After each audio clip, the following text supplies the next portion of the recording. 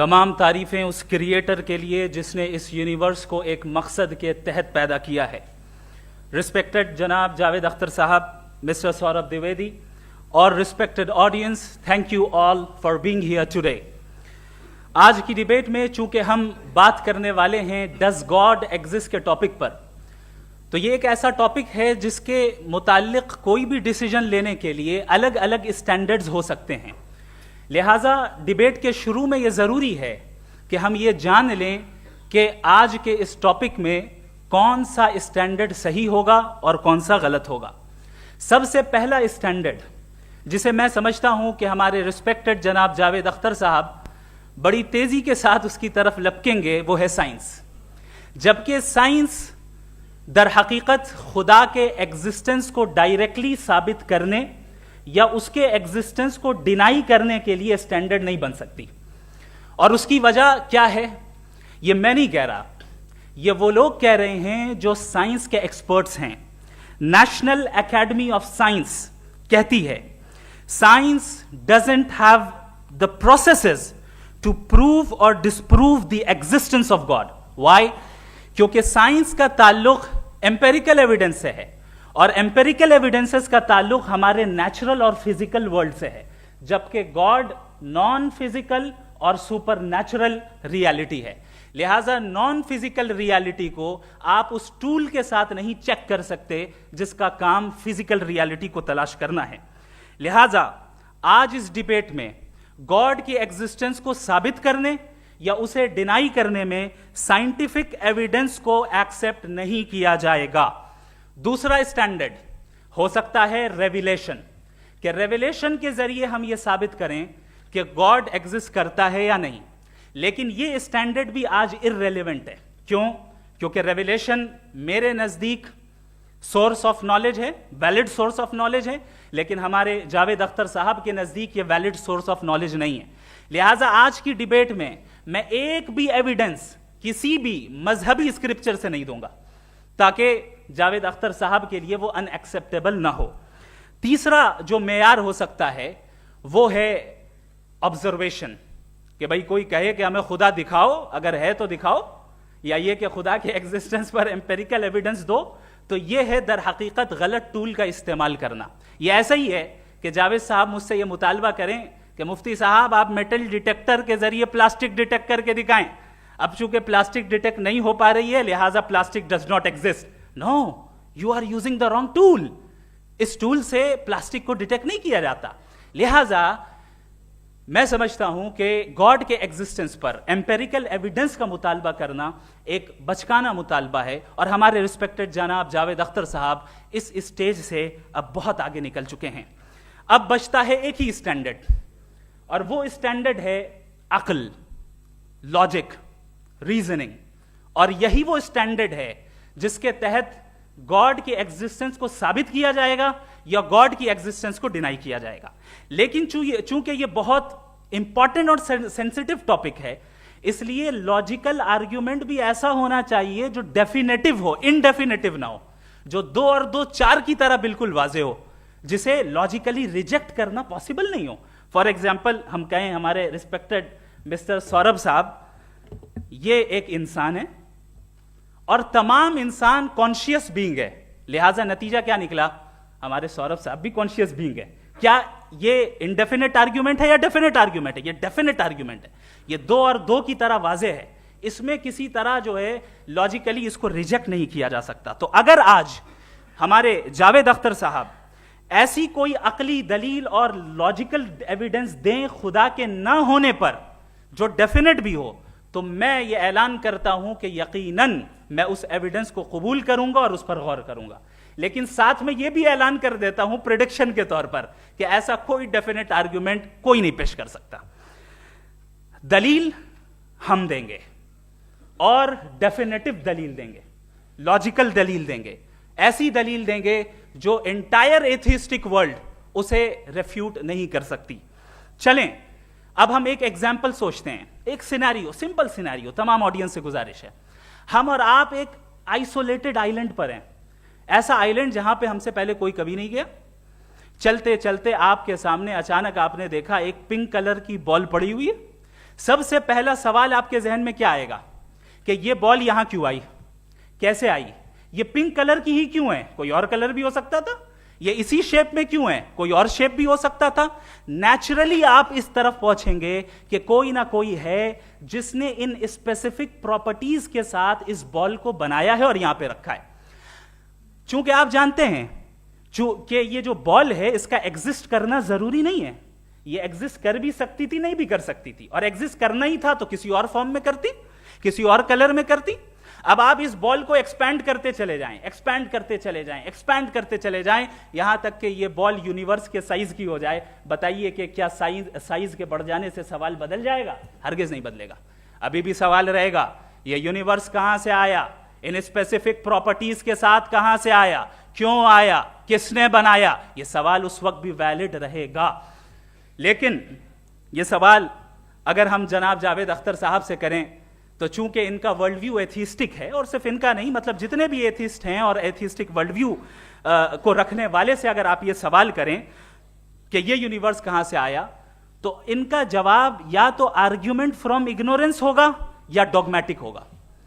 या तो ये कहेंगे कि मुझे नहीं पता कि ये कहां से आया, लिहाजा गॉड डज नॉट एग्जिस्ट, ये आर्ग्यूमेंट फ्रॉम इग्नोरेंस है, या ये कहेंगे कि ये यूनिवर्स खुद ब खुद बन गया। इसका मतलब ये है कि उस बॉल को भी खुद ब खुद बन जाना चाहिए, लेकिन बॉल के ताल्लुक से ये एक्सप्लेनेशन एक्सेप्ट नहीं की जाएगी कि ये खुद ब खुद बन गई, लेकिन यूनिवर्स के ताल्लुक से कर दिया जाएगा। इसे हम दूसरे अल्फाज में डॉगमा भी कह सकते हैं। दूसरी चीज, हमारे जावेद अख्तर साहब जरूर गॉड ऑफ गैप्स की मिसाल भी जरूर देंगे, और मिसाल देंगे कि पहले जमाने में बिजलियां कड़कती थी तो लोगों ने किसी एक खुदा की तरफ, और बारिश होती थी तो दूसरे खुदा की तरफ मंसूब कर दिया, उनके पास दलील नहीं थी। यह हमारा वर्ल्ड व्यू है ही नहीं, यह हमारा वर्ल्ड व्यू है ही नहीं, क्योंकि नेचुरल फेनोमेना के प्रोसेस की इंटरप्रिटेशन को जान लेने से यह कहां से साबित हो गया कि गॉड एग्जिस्ट नहीं करता है। इस पर मैं इंशाअल्लाह अभी आगे बात करूंगा। आप हजरात ये भी देखेंगे, और मैं ये एक्सपेक्ट करता हूं कि हमारे रिस्पेक्टेड जनाब जावेद अख्तर साहब जरूर इमोशनल आर्ग्यूमेंट्स भी देंगे, जो कि एक लॉजिकल फेलेसी है जब बात आती है ट्रुथ को डिसाइड करने में। क्यों?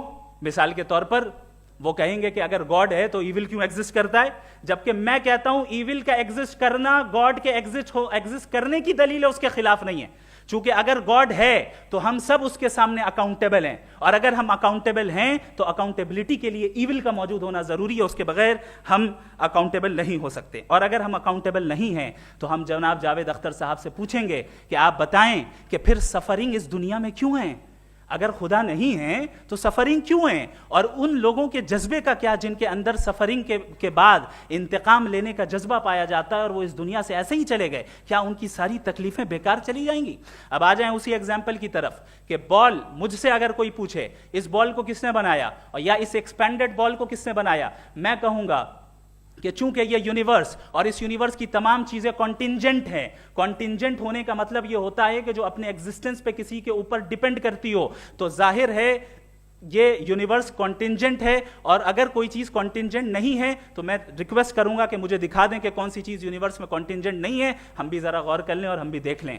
और जब कॉन्टिंजेंट चीजें मौजूद हैं तो फिलोसोफर्स की इस्तिलाह के मुताबिक, हम उस टर्मिनोलॉजी के मुताबिक हम उस जगह तक पहुंचते हैं और उस हस्ती तक पहुंचते हैं जिसे नेसेसरी बीइंग कहा जाता है, कि ये वो नेसेसरी बीइंग है जिसका मौजूद ना होना नामुमकिन हो। क्योंकि अगर ये मौजूद ना हो तो सारी चीजें एग्जिस्टेंस में आएंगी ही नहीं, और ये सारी कॉन्टिंजेंट चीजें उसी के ऊपर डिपेंड करती हैं। अब अगर आप ये सवाल करते हैं कि फिर उस हस्ती को किसने बनाया, फिर उसका कॉज क्या है, फिर उसका कॉज क्या है, फिर उसका कॉज क्या है, और एंडलेसली चले जाएं, इसे हम कहते हैं इन्फिनिट रिग्रेस ऑफ कॉजेस, जो कि लॉजिकल फेलेसी है। कॉन्सेप्चुअली इन्फिनिटी पॉसिबल है। मिसाल के तौर पे न्यूमेरिकल्स 1 2 3 गिनते चले जाएं, इन्फिनिट नंबर्स हैं। मैं कॉन्सेप्चुअली बात नहीं कर रहा, प्रैक्टिकली रियलिटी में साबित करके दिखाएं कि infinite regress of causes possible हैं या नहीं। अगर पॉसिबल हैं तो हम मान लेंगे, मिसाल दे दें, और पॉसिबल नहीं है तो एक ही ऑप्शन बचता है जिसे हम कहते हैं नेसेसरी बीइंग। ऐसी नेसेसरी बीइंग जो इंडिपेंडेंट है, क्योंकि अगर वो डिपेंडेंट हुई तो वो नेसेसरी नहीं रहेगी।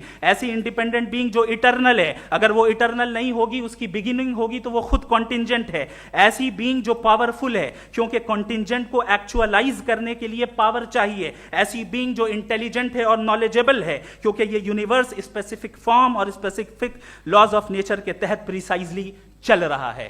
Thank you. थैंक यू मुफ्ती साहब।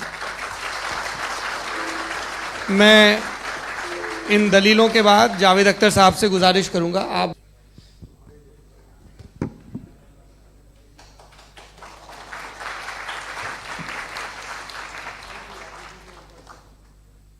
पहले तो मैं मुफ्ती साहब को एक अच्छी खबर देना चाहूँगा कि मेरी नॉलेज साइंस के बारे में बड़ी मामूली है, तो आप फिक्र ना करें उसकी, लेकिन कुछ कॉमन सेंस है मुझ में। देखिए, ये खुदा का तस्वुर कोई नया तस्वुर नहीं है, ये सदियों से रहा है। ये कुछ रिलीजन 3000 साल पुराने होंगे, 4000 साल पुराने होंगे, लेकिन इंसान कोई 10,000 12,000 साल से एग्जिस्ट करता है होमोसेपियन की शक्ल में, और हमेशा कुछ ना कुछ मज़हब रहे। ये मज़हब जाहिलों के नहीं थे, ये मज़हब एक ऐसी ग्रीक सोसाइटी के थे जहाँ बड़े बड़े फिलोसफर्स पैदा हुए। ये मज़हब इजिप्शियंस के थे जिन्होंने पिरामिड्स बनाए थे। ये रोमन्स के थे कि जिनका आर्किटेक्चर और सेनेट यानी पहली बुनियाद डेमोक्रेसी की लिमिटेड थी, मगर डेमोक्रेसी थी, ये उन लोगों ने किए थे। तो इनका जो जुपिटर था, रा था, ज़्यूस था, उन्हें उस पर इतना ही एतमाद था जितना आज किसी मजहबी आदमी को अपने खुदा पे होगा। क्रिश्चियनिटी आने से पहले यूरोप में एक मज़हब था जर्मेनिक रिलीजन, उसका एक खुदा था, उसकी एक बीवी थी, उसके 2 बेटे थे, एक बेटी थी। फिर जर्मनी में जब यूरोप में क्रिश्चियनिटी आई तो वो खुदा, उसकी बीवी और पूरे ख़ानदान चला गया। तो हमने, अगर हम हिस्ट्री देखें तो खुदा जो हैं वो ज़्यादातर फ़नी है, वो हमेशा रहे नहीं। और वो जो लोग इन्हें मानते थे उनको आप कहें वो तो जाहिल थे, उन्हें तो कुछ पता ही नहीं था, ऐसा नहीं है। वो अपने वक्त में बड़े काबिल लोग थे और अपने वक्त में उन्होंने बड़े बड़े काम किए हैं, फिलोसफर्स थे, साइंटिस्ट थे, लेकिन उनका मज़हब कहाँ गया, उनके खुदा कहाँ गए? आज जो खुदा हैं दुनिया में लोग उन्हें मानते हैं। आपको क्या मालूम कि कितने बरसों के बाद क्या होने वाला है? हम यूरोप में देखते हैं तो चर्च खाली हैं। तो वक्त के साथ चीज़ें बदलती हैं। जहाँ तक इसका ताल्लुक़ है मज़हबों का, हर मज़हब आपसे एक चीज़ मांगता है, फेथ। ये फेथ क्या चीज़ होती है? What is the difference between faith and belief? ये तो बहुत ही अहमकाना बात होगी कि कोई आदमी कहे साहब अगर खुदा है तो मुझे दिखाइए। ये तो जाहिलाना बात हुई। मैंने तो नॉर्थ पोल नहीं देखा है, मगर मैं मानता हूँ कि नॉर्थ पोल है। मैं क्यों मानता हूँ? इसलिए कि अगर ये दुनिया राउंड है तो उसका कोई टॉप होगा। कुछ लोग हैं जो वहाँ गए भी हैं, कॉमन सेंस कहता है कि ऐसा होगा, सबूत है, गवाह है, रीज़न है। तो ये मेरा फेथ नहीं है। तो फेथ में और बिलीफ में डिफरेंस क्या है?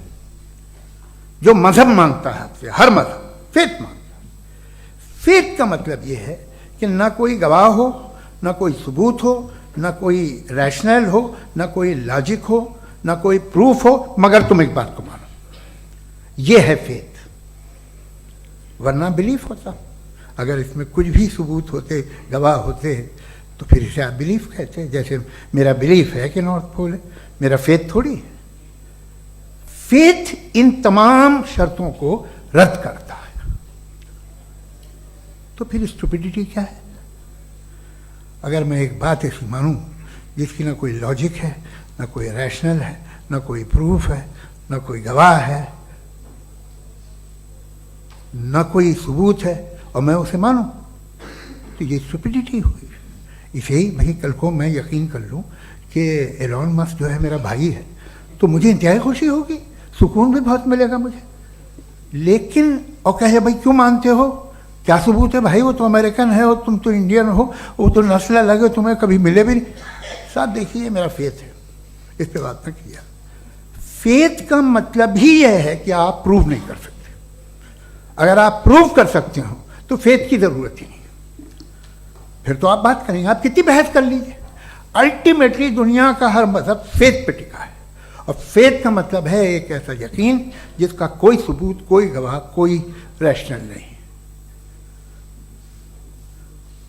अब आप ये कहें, क्या आप ये क्यों कह रहे हैं कि साहब ये कायनात किसने बनाई? कमाल ये है कि आपने बताया कि एक आइलैंड पे गए और एक बॉल देखी। आपने ये नहीं कहा कि आइलैंड किसने बनाया, आपको सिर्फ बॉल पे हैरत हुई। हमने आइलैंड पे हमने हैरत नहीं की, होते हैं आइलैंड। इसी तरह ये आइलैंड है, सितारे, ये गैलेक्सीज, ये सब आइलैंड हैं खला में। हम उन्हें टेकन फॉर ग्रांटेड लेते हैं, हम पूछते नहीं किसने बनाए। आपने जजीरे के बारे में भी नहीं पूछा है। मेरी पैदाइश कैसे हुई? क्या मैं प्लान्ड पैदा हुआ था? I was plan to be born, या एक लकी स्पर्म था जो किसी एग से चिपक गया? मेरी पैदाइश रैंडम। और इंसाफ जिसे आप कहते हैं, इंसाफ का तो नेचर से कोई वास्ता ही नहीं। जो आप कहते हैं कि एक दिन इंसाफ मिलेगा, इंसाफ is a human concept, nature में कोई इंसाफ नहीं। अगर शेर हिरन को खा जाता है तो उसे कोई सजा नहीं मिलती। अगर एक आंधी आती है और हरे भरे पेड़ों को उखाड़ के फेंक देती है तो आंधियों की जेल नहीं होती है। नेचर में इंसाफ नहीं, इसलिए मुझे नेचर को इंसाफ की जरूरत भी नहीं। नेचर तमाम एक है। अब हम कहें कि साहब ये देखिए जो मैंने खाना खाया था, ये मेरी आंख तो नहीं यूं कर दिया उसे, तो इसे सजा मिलनी नहीं। वो सिस्टम है, ऐसे ही चल रहा है। नेचर बगैर इंसाफ के है। इंसाफ इज अ ह्यूमन कॉन्सेप्ट। तो जो आपसे कहता है कि मैं तुम्हें इंसाफ दूंगा, वो इंसानी जहन की पैदावार है। ये नेचुरल है ही नहीं, ये आसमानी है ही नहीं। नेचर का तसव्वुर, इंसाफ का तसव्वुर। भाई आप साथ मिलते हैं, अब आप लेफ्ट हैंड ड्राइव करते हैं, ये क्या है? तमाम सच, तमाम नेकी, तमाम शराफत लेफ्ट हैंड ड्राइव है। वरना क्या होगा, या तो आप क्रॉस कर देंगे, आपका एक्सीडेंट हो जाएगा, या आप किसी को मार देंगे, या ट्रैफिक जैम हो जाएगा। झूठ, बेईमानी, रिश्वतखोरी, ये तमाम जो है driving on the wrong side है। इसके ऊपर कुछ नहीं। ये तो हमने बनाया, जैसे हमने लेफ्ट हैंड ड्राइव बनाई है। ये कॉन्सेप्ट ऑफ इंसाफ जो है ये हमारा है, इसका नेचर से कोई वास्ता नहीं। शेर खा जाता है हिरन को, उसे जेल होती है क्या? कुछ भी नहीं है ही नहीं। तो ये जो दुनिया के रिलीजन प्रॉमिस करते हैं आपसे इंसाफ, इसी से मालूम होता है कि ये मैन मेड है। ये तसव्वुर कहीं और का है ही नहीं। जो नेचर है, कुछ लोग कहते हैं नेचर ही खुदा है, तो नेचर में तो इंसाफ नहीं कहीं। और आप वादा कर रहे हैं कि तुम्हें मरने के बाद इंसाफ मिलेगा। मुझे अगर मिलेगा तो मैं बहुत खुश हूँगा, लेकिन मैं यकीन नहीं कर पाता हूँ, इसलिए कि मैं फेथ नहीं पैदा कर सकता। The very fact that religions demand faith, इसका मतलब है कि उनके पास जस्टिफिकेशन नहीं है। अच्छा साहब, फिर रिलीजन अगर मॉडरेशन में है, कोई सा भी रिलीजन, वो आप में कुछ खूबियाँ भी पैदा करता होगा। देखिए उससे ये फ़ायदा है, वो फ़ायदा है। अल्कोहल जो है वो ज़्यादातर दवाओं में यूज़ होती है, और एक सर्वे किया गया था अमेरिका में कि लॉन्जिटिविटी किन लोगों की है। तो एक तरफ वो लोग थे जो शराब पीते ही नहीं थे, और एक तरफ वो थे जो एक बोतल शराब रोज़ पीते थे। सबसे ज़्यादा लंबी उम्र उनकी है जो 2 पैग नाप के शराब पीते और खाना खाते हैं। मगर हम शराब को बुरा समझते हैं, मैं भी बुरा समझता हूँ। क्यों? ऐसा होता नहीं। कुछ चीज़ों में आदत होती है कि वो बढ़ती है। आज तक में एक आदमी दूध पीता है, आप 10 साल बाद भी मिलेंगे तो एक ही गिलास पीता होगा। ऐसा नहीं होता, सुबह से दूध पीता रहता है। मिल्कोहलिक मैंने नहीं देखे, अल्कोहलिक होते हैं। ये टेंडेंसी है मजहब की कि वो बढ़ता है, जैसे कैंसर बढ़ता है, जैसे शराब बढ़ती है। कुछ लोग होंगे जो उसे सही तरह से यूज़ करते हैं। मुझे यकीन है कि हमारे मुफ्ती साहब भी उनमें से एक, इनसे बहुत खुशी हुई मुझे इनसे मिलकर। लेकिन कितने लोग हैं कि आज आप देखते हैं दुनिया में जो तबाहियाँ हैं, इनमें कितना हाथ है उन लोगों का जो बिलीवर कहते था मजहब ये नहीं कहता, ना कहता होगा, मगर जब ये मजहब पीते हैं तो ऐसे बिहेव करते हैं। थोड़ा सा अगर हो तो शायद बहुत अच्छी बात, लेकिन शराब थोड़ी सी नहीं रहती, उसमें टेंडेंसी है पहले। थोड़ा सा अगर 2-3 कैंसर के सेल हो ना बॉडी में तो आदमी सिम रहेगा, लेकिन वो 2-3 सेल नहीं रहते, वो मल्टीप्लाई होते हैं। जावेद साहब टाइम पूरा हो गया। टाइम हो गया तो बस बात खत्म हो गई। अच्छा, मुझे कुछ और कहने को था भी नहीं। जी, मैं पहले जवाबी दौर के लिए इनवाइट कर रहा हूं मुफ्ती साहब को। Your rebuttal round 1। Thank you very much Javed साहब, आपकी बात को सुनकर बड़े महजूज हुए हम लोग। महजूज, do you understand? We enjoyed. Okay, अब थोड़ा सा लॉजिकली उसको हम लोग देखते हैं। दरअसल हम लोगों ने कल गुजारिश की थी मुफ्ती साहब से भी, जावेद साहब से भी, कि हिंदुस्तानी ज़बान आम फहम सबको समझ में आ जाए और जहां कहीं आप मुश्किल शब्द इस्तेमाल करें वहां बताते भी चलें। Thank you. तो सबसे पहले हमारे रिस्पेक्टेड जावेद साहब ने हवाला दिया कि खुदा फानी है, कितने मजहब आगे चले गए, किसी ने जुपिटर को खुदा माना, किसी ने किसी को माना। मैं कहता हूं जिसने कॉन्टिंजेंट चीज को खुदा माना, गलत माना, वो खुदा ही नहीं, वो खुदा ही नहीं है। हम तो नेसेसरी बीइंग को साबित करने बैठे हैं, वो नेसेसरी कॉज जो इटरनल है, जो अबदी भी है और अजली भी है, हम किसी और को साबित करने नहीं बैठे। दूसरी चीज उन्होंने कहा कि फेथ एंड बिलीफ, ये एक ऐसी डेफिनेशन है फेथ की जो इन्होंने पहली मर्तबा पेश की है, या माफ कीजिएगा इन्होंने पहली मर्तबा पेश नहीं की है, रिचर्ड डॉकिंस ने पहली मर्तबा पेश की है। मुझे मालूम है ये सोर्स कहां से है। एपिस्टेमोलॉजिकली फेथ और बिलीफ का फर्क आप इस तरह नहीं कर सकते सर। फेथ सही भी होता है, गलत भी होता है, बिलीफ सही भी होता है, गलत भी होता है। जो लॉजिक, रीजन और एविडेंस से बैक्ड होगा वो फेथ सही होगा। और आप जिस फेथ की बात कर रहे हैं कि इलॉजिकल है और उसके पीछे नहीं है, तो we are on the same page. हम नहीं मानते उस फेथ को, जो फेथ ऐसा हो जिसके पीछे कोई लॉजिक ना हो, एविडेंस ना हो, हम नहीं मानते। हम तो उस फेथ के कायल हैं जिसके पीछे लॉजिक हो और एविडेंस हो। तो बिलीफ सही भी होता है, गलत भी होता है, फेथ भी सही होता है और गलत भी होता है। तो आज फेथ और बिलीफ के डिफरेंस पे बात नहीं हो रही। आज आप चाहे फेथ एक्सेप्ट कर लें या बिलीफ एक्सेप्ट कर लें, आज ये बात होगी कि ट्रूथ क्या है, चाहे ट्रू बिलीफ सही है या ट्रू फेथ सही है, और फॉल्स फेथ क्या है और फॉल्स बिलीफ क्या है, बात इस पे हो रही। दूसरी चीज इन्होंने पूछा स्टुपिडिटी फिर क्या है। अगर फेथ रिलीजन स्टुपिडिटी नहीं है तो और क्या है? चूंकि फेथ का मुतालबा करते हैं तो स्टुपिडिटी क्या है? मैं कहता हूं स्टुपिडिटी एथिज्म है। उसकी वजह यह है कि आप एक सड़क पे जा रहे हो और आप किसी गार्डन में जाएं और देखें वहां लिखा है फूलों के साथ I love Javed Akhtar, and I really do, I love you sir. So जब आप वहां पर पहुंचे तो वहां पहुंचकर अब ये बताएं, क्या आप ये कहेंगे वाह व्हाट अ नेचुरल सिलेक्शन? ये क्या नेचुरल सिलेक्शन है? नहीं, ये प्रिसाइजली डिजाइंड है, इसके पीछे डिजाइनर है। लिहाजा अगर कोई एक ऐसी कॉमन सेंस की बात को कबूल नहीं कर रहा है कि यूनिवर्स जो इतने प्रिसाइजली काम कर रहा है, हम कह दें कि खुद ब खुद बन गई, मैं समझता हूं इससे बड़ी स्टुपिडिटी और कुछ नहीं है। ये इर्रेशनल चीज है। फिर हमारे सर ने कहा कि आपने बॉल पे फोकस किया, आइलैंड पे फोकस नहीं किया। अरे आइलैंड को किसने बनाया यही समझाने के लिए तो बॉल की मिसाल दे रहा हूं। और बॉल भी कॉन्टिंजेंट है, आइलैंड भी कॉन्टिंजेंट है, दोनों नेसेसरी बीइंग का मुतालबा करते हैं।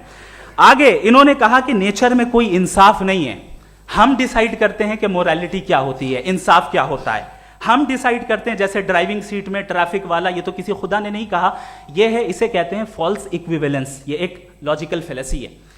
आपने जो है मिसाल दी ड्राइविंग की और ट्रैफिक की, ये सब्जेक्टिव मोरालिटी है।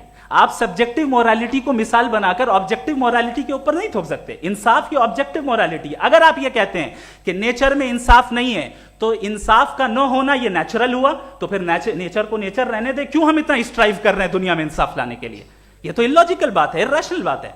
इसलिए बहुत सी चीजें ऐसी हैं जो ऑब्जेक्टिवली जो है इविल या गुड हैं, और बहुत सी चीजें ऐसी हैं जो सब्जेक्टिवली हैं। सब्जेक्टिवली जो मोरल होता है या इमोरल होता है उसको हम सोशल कंसेंसस से या पर्सनल प्रेफरेंस से डिसाइड करते हैं।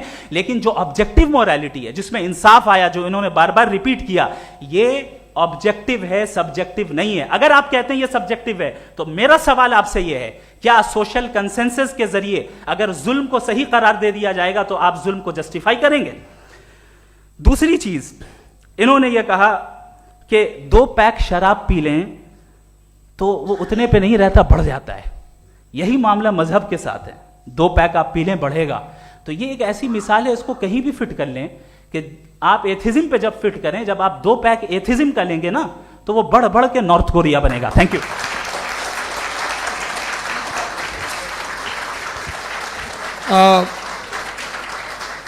फर्स्ट राउंड की रिबटल के लिए मैं जावेद साहब को इनवाइट कर रहा हूं। मुझे इस बात की खुशी है कि मुफ्ती साहब ने भी मान लिया कि नेचर में कोई इंसाफ नहीं है। तो कोई भी चीज़ जो इंसान ने नहीं बनाई है उसमें इंसाफ नहीं होता है। एक बात मैं आपसे अर्ज़ करूँ, ज़रा पता लगा लीजिएगा, ये जो आप बाग में जाते हैं बेहद खूबसूरत फूल देखते हैं ना, इनमें से कोई नेचुरल नहीं है। ये सारे फूल क्रॉस करके बनाए गए हैं। जो जंगल में फूल होते हैं नहायत मामूली होते हैं, ये फूल इंसानों ने बनाए हैं। जो आप बाग में देख के वाह वाह कहते हैं, ये इंसानों के बनाए हुए हैं। डिफरेंट फूलों को क्रॉस करके, डेवलप करके, फिर क्रॉस करके इस तरह से बनाए गए। नेचुरल फ्लावर नहीं। किसी जंगल वीरान में जाके आप गुलाब के फूल नहीं देखेंगे। ये सब बनाए हुए इंसान ने, बहुत से काम इंसान ने किए हैं। बाकी है कि आपने मेरी एक बात का जवाब नहीं दिया, जिससे मुझे शिकायत है कि फेथ क्या है और आप फेथ मांगते क्यों हैं मुझसे। आप तो लॉजिकल हैं, आपके पास तो सारे रैशनल्स हैं, आपके पास सारे सबूत हैं, तो आपको फेथ की डिमांड क्यों करते हैं कि भाई तुम सरेंडर कर दो और सवाल मत करो। कोई मजहब सारे सवाल करने की इजाजत नहीं देता है और मना करता है कि ज़्यादा सवाल ना करो, बह जाओगे तुम। आप क्यों रोकते हैं? हकीकत यह है कि इंसानी तारीख क्या है। इंसानी तारीख ये है कि दुनिया में 2 तरह के लोग हुए हैं। एक वो जिन्होंने अपनी लाइल्मी की परस्तिश की है, दूसरे वो जिन्होंने अपनी इग्नोरेंस या लाइल्मी से झगड़ा किया है और मालूम किया है कि क्या है। ये जो आप कह रहे हैं, आज आप हैरान हैं कि भाई ये यूनिवर्स कैसे बनी। लोग हैरान थे कि सूरज डूबता है तो इधर से कैसे निकलता है। और आप एक कदम जाके हमेशा का मानने को तैयार है, एक कदम पीछे ही मान जाइए। भाई आप इसके बाद जाते हो, कहते सवाल ना करना कि ये कहाँ से आया, ये पावर तो हमेशा से हमेशा रहेगी। तो आप यूनिवर्स के बारे में मानने में क्या तकलीफ है? एक कदम पहले रुक जाइए। ये हमेशा से थी या नहीं थी, हमें मालूम नहीं है। और ये कहना कि हमें मालूम नहीं है, कमाल ये है कि दुनिया के सारे मजहब सब जानते हैं ये दुनिया कैसे बनी थी, कैसे मिटेगी, मरने के बाद क्या होगा, इनको सब इल्म है। इनको किसी को डायनासोर होते थे पहले ये नहीं पता था, किसी को नहीं पता। किसी भी दुनिया की मजहबी किताब में डायनासोर का जिक्र नहीं है।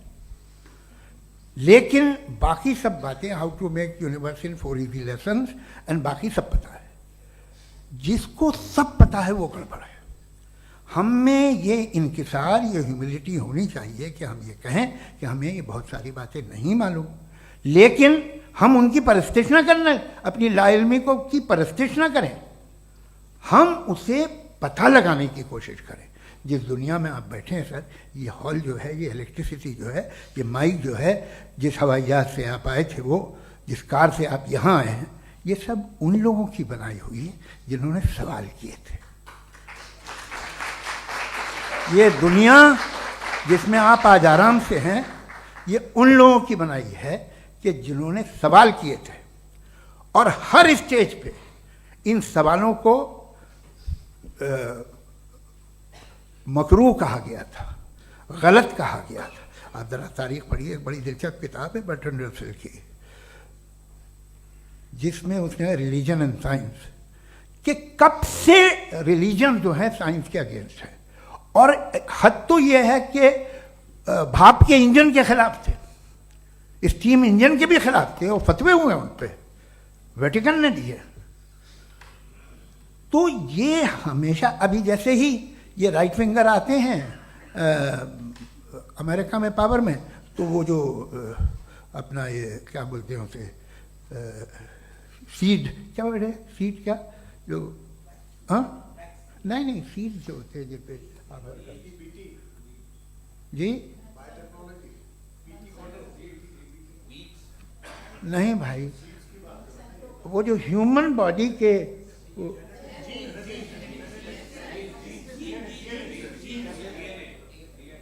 उस पर रिसर्च बंद हो जाती है। रिपब्लिकन नहीं करने देते। अरे भाई इतना डर क्या है तुम्हें?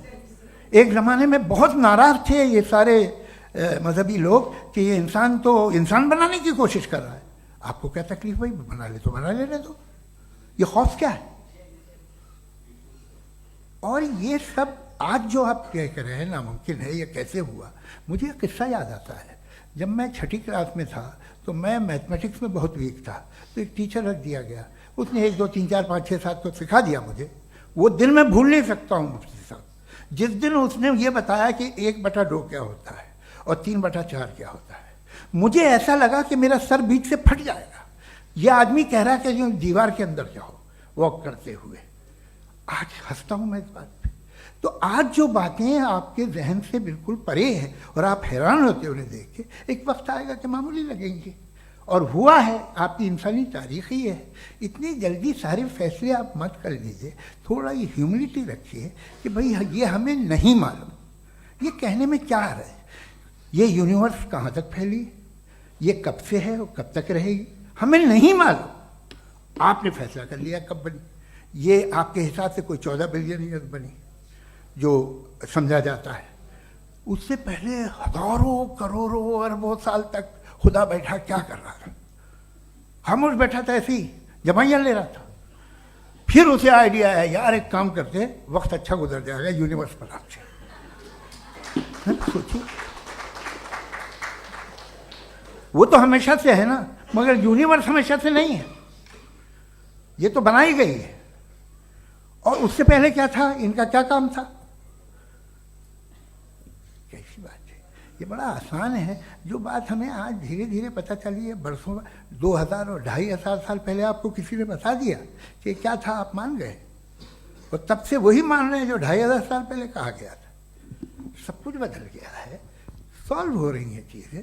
अभी साइंस बिल्कुल दावा नहीं करती, या कोई फिलोसफर ये दावा नहीं करता कि हमें सब मालूम, बल्कि वो कहता है कि हमें जितना मालूम होता है उससे ये मालूम होता है कि हमें कितना कम मालूम। तो हम अपनी जहालत से लड़ें, उसकी परस्तिश न करें। जी, टाइम है। Thank you so much. मैं तर्कों की श्रृंखला में राउंड 2 के लिए मुफ्ती साहब को आमंत्रित कर रहा हूँ। शुक्रिया। जनाब जावेद अख्तर साहब कई मर्तबा दोहरा रहे हैं कि फेथ का मतलब बताइए, फेथ का मतलब बताइए। मैंने बता दिया, फेथ सही भी होता है, गलत भी होता है। और आज हम फेथ पे बात नहीं कर रहे, हम ट्रुथ और डज गॉड एग्जिस्ट पे बात कर रहे हैं। क्या डज गॉड एग्जिस्ट, ये ट्रुथ यानी गॉड है या नहीं है, इसमें से दोनों ट्रुथ क्या है। अब आप उसे फेथ कह लें, बिलीफ कह लें, नॉट माई बिजनेस। उसके बाद आपने कहा कि भाई सवाल करने से मजहब रोकता है। मैं कहता हूं जो रोकता है वो रोकता होगा, मैं नहीं रोकता, बल्कि सवाल करें, सवाल करना चाहिए। सवाल कर करके तो हम आगे बढ़ते हैं, तरक्की करते हैं, और इसीलिए मैं आज यहां पे आया हूं। लेकिन सवाल सिर्फ खुदा से नहीं होगा, आपसे भी होगा। सवाल एथिज्म से भी होगा, सवाल सिर्फ मजहब से नहीं होगा, सबसे होगा। और आज मैं सवाल करूंगा और उम्मीद है कि आप जवाब देंगे। अभी तक आपने वैसे कॉन्टिंजेंसी आर्ग्यूमेंट का कोई जवाब नहीं दिया। चलें, आपने कहा यूनिवर्स के बारे में इटर्नल क्यों नहीं बोल देते। ये चूंकि लॉजिकली पॉसिबल ही नहीं है कि यूनिवर्स इटर्नल हो। यूनिवर्स एक कॉन्टिंजेंट चीज है जो टाइम एंड स्पेस के पाबंद है, टाइम एंड स्पेस से बाउंड है। जो टाइम एंड स्पेस से बाउंड होगा वो कॉन्टिंजेंट होगा, जो कॉन्टिंजेंट होगा वो उसकी बिगिनिंग हुई होगी, जिसकी बिगिनिंग हुई होगी वो इटर्नल नहीं हो सकता। ये तो कॉमन सी बात है। आपने कहा कि किसी मजहबी किताब में डायनासोर का जिक्र नहीं है। अफसोस कि आज तक किसी मैथमेटिक्स की किताब में मुझे डायनासोर का जिक्र नहीं मिला। तो इसका मतलब मैथमेटिक्स की किताब बेकार है? नहीं, उसका वो टॉपिक नहीं है। रेवलेशन का और मजहबी किताबों का टॉपिक ये नहीं है कि आपको आके बताए साइकिल कैसे बनाते हैं, या आकर ये बताएं कि जो है डायनासोर कब था। वो तो मोरालिटी सिखाने आया है, गॉड के बारे में बताने आया, नॉन फिजिकल रियलिटी की हकीकत को सिखाने के लिए आया। रिलीजियन साइंस को रोकता है? नहीं रोकता। अगर रोकता है तो गलत करता है। रिलीजियन साइंटिज्म को रोकता है, जिसमें हमारे जावेद साहब मुब्तला है। साइंस और साइंटिज्म में फर्क है।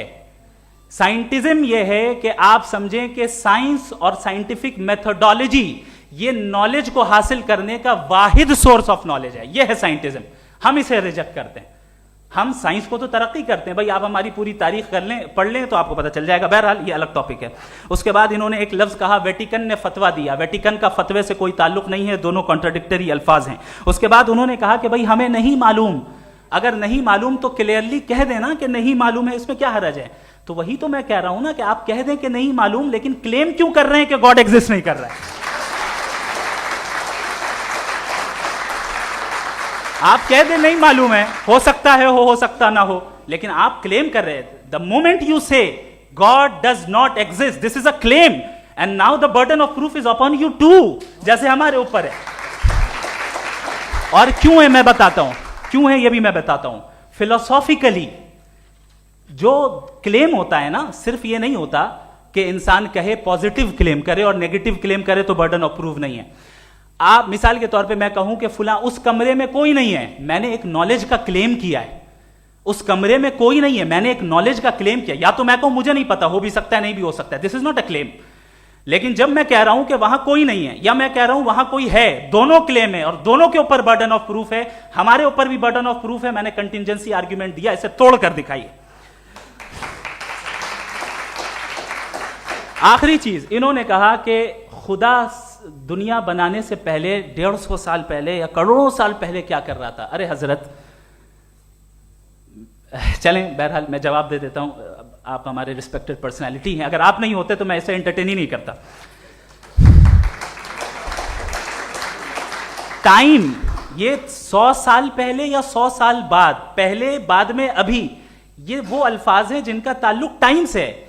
टाइम शुरू ही हुआ है यूनिवर्स की बिगिनिंग के बाद, तो उसके पहले खुदा क्या कर रहा था, सवाल इलॉजिकल है, ये फेलेसी है। यानी आप ये कह रहे हैं कि यूनिवर्स के बनने से पहले खुदा क्या कर रहा था, टाइम के बनने से पहले, पहले का ताल्लुक टाइम से, टाइम उस वक्त था ही नहीं, तो ये सवाल ही इनवैलिड है खुदा के ताल्लुक से।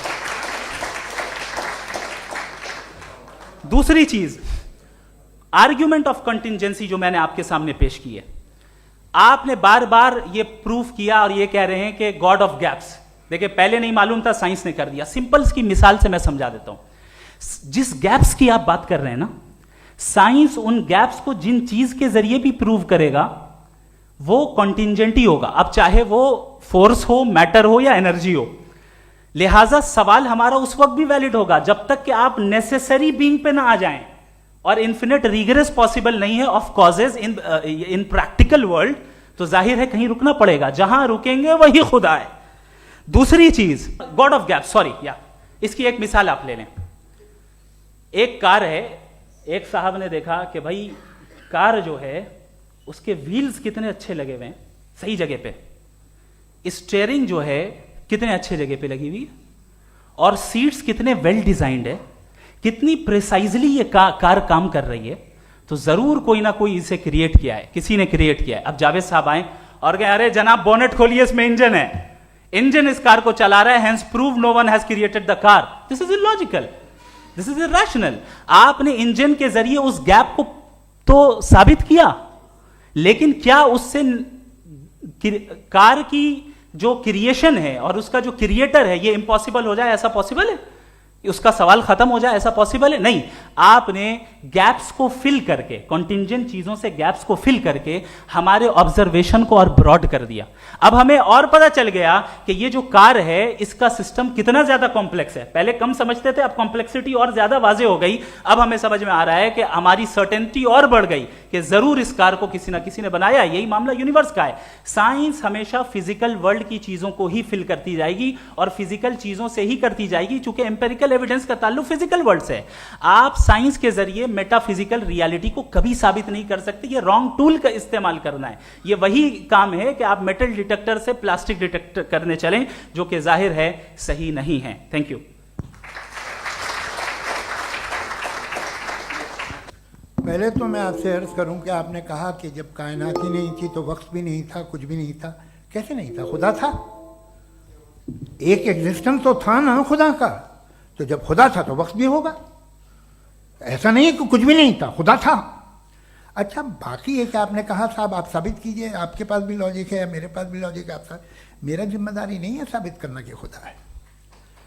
बर्ट्रैंड रसल ने बड़ी अच्छी बात कही। बर्टन रसल ने एक बड़ी अच्छी बात कही है। मैं आपसे अगर ये दावा करूं कि एक चाय की केतली मरीख के चारों तरफ घूम रही है, मार्स के चारों तरफ, तो यह आपका काम नहीं है कि आप साबित करें कि कोई चाय की केतली नहीं है। ये मेरा काम है, मैंने दावा किया है। ये दावा तो मजहबी लोग करते हैं कि खुदा है, मैं क्यों साबित करूं कि नहीं है? जब तक आप मुझे कन्विंस नहीं कर देंगे मैं नहीं मानूंगा। आपकी जिम्मेदारी है, मेरी जिम्मेदारी नहीं है। दोयम ये कि ये जो आप कह रहे हैं, जो गैप्स हैं, ये गैप जब जब किसी मजहब को चैलेंज करते हैं, जब ऐसा कोई बात आती है तो हंगामा हो जाता है कि जब वो चैलेंज करें किसी फेथ को। ये तमाम साइंस जो है इसे मुख्तलिफ जगहों पे मुख्तलिफ वक्तों में मजहब ने रोकने की कोशिश की है। ये किताब है religion and science, Burton Russell की, पढ़िएगा, अच्छी लगेगी आपको। तारीख ही है साइंस, मजहब की साइंस से उसका यही रिश्ता है। अच्छा, अब ये हम सोचें कि बहरहाल ये वजूद जो है मजहब और ये बिलीव इन गॉड इंसान को बेहतर बना देता है, तो एक काम कीजिए, हिंदुस्तान वर्ल्ड का नक्शा लीजिए और मार्क कीजिए कि रिलीजन कहाँ कहाँ ज़्यादा है, कहाँ कहाँ, चाहे वो लैटिन अमेरिका हो या मिडल ईस्ट हो या फार ईस्ट हो या हिंदुस्तान के वो इलाके जहाँ मजहबियत ज़्यादा है। रख दीजिए नक्शा अलग। अब दूसरा नक्शा कि कहाँ कहाँ नाइंसाफ़ी, रिप्रेशन, औरतों के हुकूक की पामाली, जुल्म, डिक्टेटरशिप कहाँ है, नक्शा एक ही होगा। तो आप मुझे बताएं कि जो इसका तरकीब इस्तेमाल क्या है, खुदा का तरकीब इस्तेमाल तो बताइए। आप छोटी सी दवा सड़क पे बेचते हैं, उसकी भी तरकीब इस्तेमाल बताते हैं। इसके इस्तेमाल से तो फायदे नहीं हुआ किसी को। जो सारे के सारे खराब मुल्क हैं, खराब समाज है, वो सारे जुल्म खुदा के नाम पे करते हैं। वो गलत करते हैं, सही करते हैं, मुझे क्या लेना देना उससे। इस्तेमाल से मालूम होता ना। एक विस्की की बोतल कभी शायद देखी हो आपने, लाल रंग की होती है, उस पर रोशनी और छपड़ा इंतहाई खूबसूरत लगती है, क्या बिगाड़ रही है किसी का? उसका इस्तेमाल गलत है, इसलिए आप उसे नापसंद करते हैं। इसका इस्तेमाल गलत है, इस तसव्वुर का इस्तेमाल ही गलत है और हमेशा से गलत हुआ है। आप देख लीजिए, इंसानी तारीख देख लीजिए, आज देख लीजिए, हिंदुस्तान देखिए, दुनिया देख लीजिए, क्या हो रहा है। इसे कैसे इस्तेमाल कर रहे हैं फेथ वाले लोग? क्या फेयर हैं, जस्ट हैं, जो अपने खुदाओं पे यकीन रखते हैं? वो किस तरह के लोग हैं? वो लोगों को इंसाफ देते हैं, वो बेहतर इंसान बने। तो इस दवा का फ़ायदा क्या है? चलो बहुत फ़ायदा हो रहा तो मैं इस्तेमाल कर लूँगा, मुझे तो इस दवा का कोई फ़ायदा दिखता ही नहीं। मुझे तो ऐसा लगता, मैं एक और बात बताऊँ, अगर कोई आदमी मजहबी है और अच्छा आदमी है तो मैं उसकी बहुत इज्जत करता हूँ, इसलिए कि मेरा ख्याल है मजहबी आदमी का अच्छा होना मुझसे अच्छा होने से ज़्यादा मुश्किल है। भाई हर चीज़ की एक लिमिट है। आप इतना भाग सकते हैं, इतना नहीं भाग सकते, इतना वजन उठा सकते, इतना नहीं उठा सकते, इतना दूर देख सकते हैं, इतना दूर नहीं देख सकते। उसी तरह कॉमन सेंस कहता है कि आप में नेकी का भी एक कोटा होगा। अब आप अगर सुबह जाते हैं अपनी इबादत गाह और इबादत करते हैं, तो बाहर निकलते हैं तो आप तो यही महसूस करते हैं कि आपने एक बहुत अच्छा काम किया, आपकी नेकी का एक बहुत बड़ा कोटा खर्च हो गया जिससे किसी का कोई फ़ायदा नहीं होगा। मैं तो नहीं जाता हूँ तो मुझे तो किसी को खाना खिलाना पड़ेगा, किसी बेवा की मदद करनी पड़ेगी। मैं अपना कोटा कैसे कंज्यूम करूं? आप अपना कोटा, सारे मजहबी लोग इंतहाई यूजलेस कामों में यूज करते हैं। उसके बाद भी अगर आप में बच्ची है थोड़ी सी शराफत, तो भाई वाह, क्या बात है। रिबटल का राउंड 2, मुफ्ती शमाइल नदवी साहब। असल में जो हकीकी प्रॉब्लम है, असल प्रॉब्लम है, वो ये है कि जावेद साहब के पास कॉन्सेप्ट ऑफ गॉड क्लियर नहीं है। इन्होंने कहा कि कायनात से पहले खुदा तो था, तब भी तो टाइम होगा। ये टाइम कायनात का हिस्सा है। हम खुदा, उस खुदा को मानते हैं, नेसेसरी बीइंग का टाइमलेस होना जरूरी है, चूंकि वो टाइम का क्रिएटर है। जब उसने टाइम को क्रिएट किया तो वो खुद टाइम पे कैसे होगा? उसने जब स्पेस को क्रिएट किया तो खुद स्पेस में कैसे होगा? अगर वो टाइम एंड स्पेस को पहले से ही उसका पाबंद है तो फिर किस चीज को उसने क्रिएट किया? लिहाजा ये सवाल गलत है कि खुदा था तो टाइम होगा। बिल्कुल नहीं, टाइम के पाबंद हम हैं, खुदा नहीं है। हम फिजिकल वर्ल्ड से ताल्लुक रखते हैं, वो मेटाफिजिकल रियलिटी है। दूसरी चीज इन्होंने मिसाल दी कि चाय की केतली हवा में घूम रही होगी, और पता नहीं शायद वो बर्टन रसल का उन्होंने हवाला दिया। बहरहाल यही प्रॉब्लम है। प्रॉब्लम यही है कि हम चीजों के दरमियान डिफरेंशिएट नहीं कर पाते हैं। ये जो आपने मिसाल दी ये इमेजिनेशन है, और मैं जो साबित कर रहा हूं वो लॉजिकल नेसेसिटी है। आप इमेजिन करने आए तो कुछ भी करें, जुपिटर में पिंक एलिफेंट होगा, यूनिकॉर्न होगा, करें, उससे कायनात पे क्या फर्क पड़ता है? उससे आप लॉजिकल नेसेसिटी साबित नहीं कर सकते। मैं तो उस प्राइम कॉज की बात कर रहा हूं, उस नेसेसरी बीइंग की बात कर रहा हूं जिसके बगैर इस कायनात का एग्जिस्टेंस मुमकिन नहीं है। दूसरी चीज, मजहब को साइंस चैलेंज करती है वगैरह वगैरह, ये हमारा टॉपिक ही नहीं है। मैं इस पे बात करूंगा तो फिर मेरा वक्त चला जाएगा। मजहब के ऊपर चूंकि हमारी डिस्कशन नहीं है, साइंस को मजहब और बिलखुसूस मैं और हमारा वर्ल्ड व्यू कम अज कम साइंस को पीछे नहीं करता है, साइंटिज्म की मजम्मत करता है। इसकी वजाहत मैंने पहले कर दी। दूसरी चीज इन्होंने कहा वर्ल्ड का नक्शा लीजिए, वर्ल्ड मैप लीजिए, दो अलग अलग जगह की। हजरत मैंने ये होमवर्क किया था और मैंने मिडिल ईस्ट का एक नक्शा लिया और यूरोप का एक नक्शा लिया, ये मजहबी इलाका और ये लिबरल और एथीस्ट इलाका। मुझे पता चला कि सबसे ज्यादा रेप केसेस जो हैं वहां पर हैं।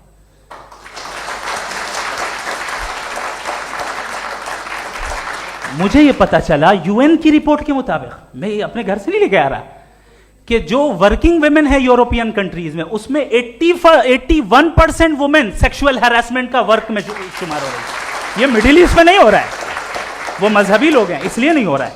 दूसरी चीज, आपने ये कहा कि मजहबी आदमी का अच्छा होना हमारे अच्छे होने से बहुत मुश्किल है, बहुत मुश्किल है। तो इसका मतलब यह है कि गॉड के अलावा आपके पास अच्छे और बुरे का कोई स्टैंडर्ड है। मैं चाहूंगा कि कन्वर्सेशनल स्टाइल वाली डिस्कशन और सेगमेंट पे इसी पे बात कर लेते हैं। Thank you very much.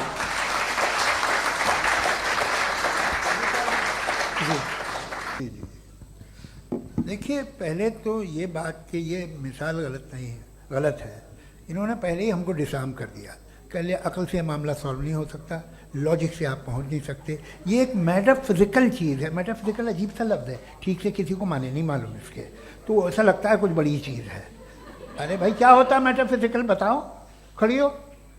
ये एक लफ्ज़ है जो कहीं भी इस्तेमाल हो जाता है।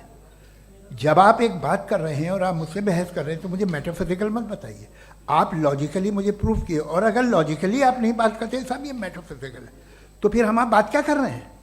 मेरा आपका किस ज़बान में कॉन्वर्सेशन हुआ? और ये कहना कि वक्त पहले नहीं था, तो फिर क्यों कहते हैं ये हमेशा से और हमेशा रहेगा? हमेशा वक्त है, तो आप कैसे कहते हैं वो हमेशा से है और हमेशा रहेगा? हमेशा का मतलब है कोई वक्त, अगर वक्त ही नहीं है तो हमेशा कैसे? बाहर वो रहेगा। अब मैं ये देखता हूँ, आपने कहा ना कि वहाँ रेप ज़्यादा होते हैं, तो हम एक बात देखते हैं कि दुनिया जिस पे वो कादर मुतलक है, जिसकी मर्ज़ी के बगैर पत्ता भी नहीं हिलता, ओमनीपोटेंट है, ये दुनिया चल कैसे रही है? और इस दुनिया का हाल क्या है? 45,000 बच्चे जो 10 साल की उम्र से कम थे वो गाजा में मरे। भूख से काला हांडी में बच्चे मरते हैं और डिप्थेरिया से मरते हैं। डिप्थेरिया अजीब मर्ज है, गले में जाली बनना शुरू होती है, बच्चा नीला हो जाता है, गरीब का बच्चा, इसलिए कि उपास इलाज में। ये कादर मुतलक है जो चाहे कर दे, इससे आप दुआएं मांगते हैं हमारी ये काम कर दे वो कर दे, तो इसका मतलब डे टू डे लाइफ में वो इंटरफेयर करता है और ये देख रहा है वो। अगर वो वाकई भी है फॉर डिस्कशन सेक, तो मैं जब दुनिया देखता हूँ तो मेरे दिल में उसके लिए कोई इज्जत नहीं पैदा होती। ये क्या कर रहे हो तुम पूरे ऑल पावरफुल हो, ओमनीपोटेंट हो, ओमनी प्रेजेंट हो। तुम तो वहाँ गाजा में रहे होगे ना, तुम हर जगह हो। तुम देख रहे थे कि बच्चे की कैसे धज्जियाँ उड़ रही, तुम देख रहे थे और तुम चाहते हो मैं तुम्हारी परस्तिश करूँगा, तुम हो भी। अरे यार, इससे अच्छे तो हमारे चीफ प्राइम मिनिस्टर हैं, कुछ तो ख्याल करते हैं। कमाल है, आप किसकी इबादत कर रहे हैं?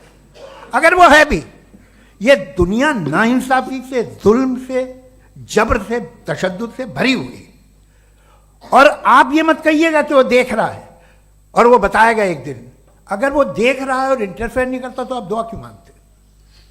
आप कहते हैं मेरा ये काम करा दे, इसके मतलब है वो दखल दे सकता है, वो आपको नौकरी दिलवा सकता है, भले दूसरे आदमी को न मिले। मगर आपका काम कर देगा चूंकि आपने दुआ मांगी है। तो जब वो आपको नौकरी दिला सकता है, लड़की की शादी कर सकता है, बेटे को ग्रीन कार्ड दिलवा सकता है, तो कम से कम ये जो मर रहे हैं बच्चे, इनको रोक दे, कुछ तो करे। मुझे तो दुनिया में, इस दुनिया का कोई मालिक है, इसका ओमनीपोटेंट कोई रूलर है, और ये दुनिया ऐसी चल रही है। मैं तो चाहूँगा कि भाई ना हो, अगर हो तो बड़ी शर्मिंदगी की बात है। शुक्रिया।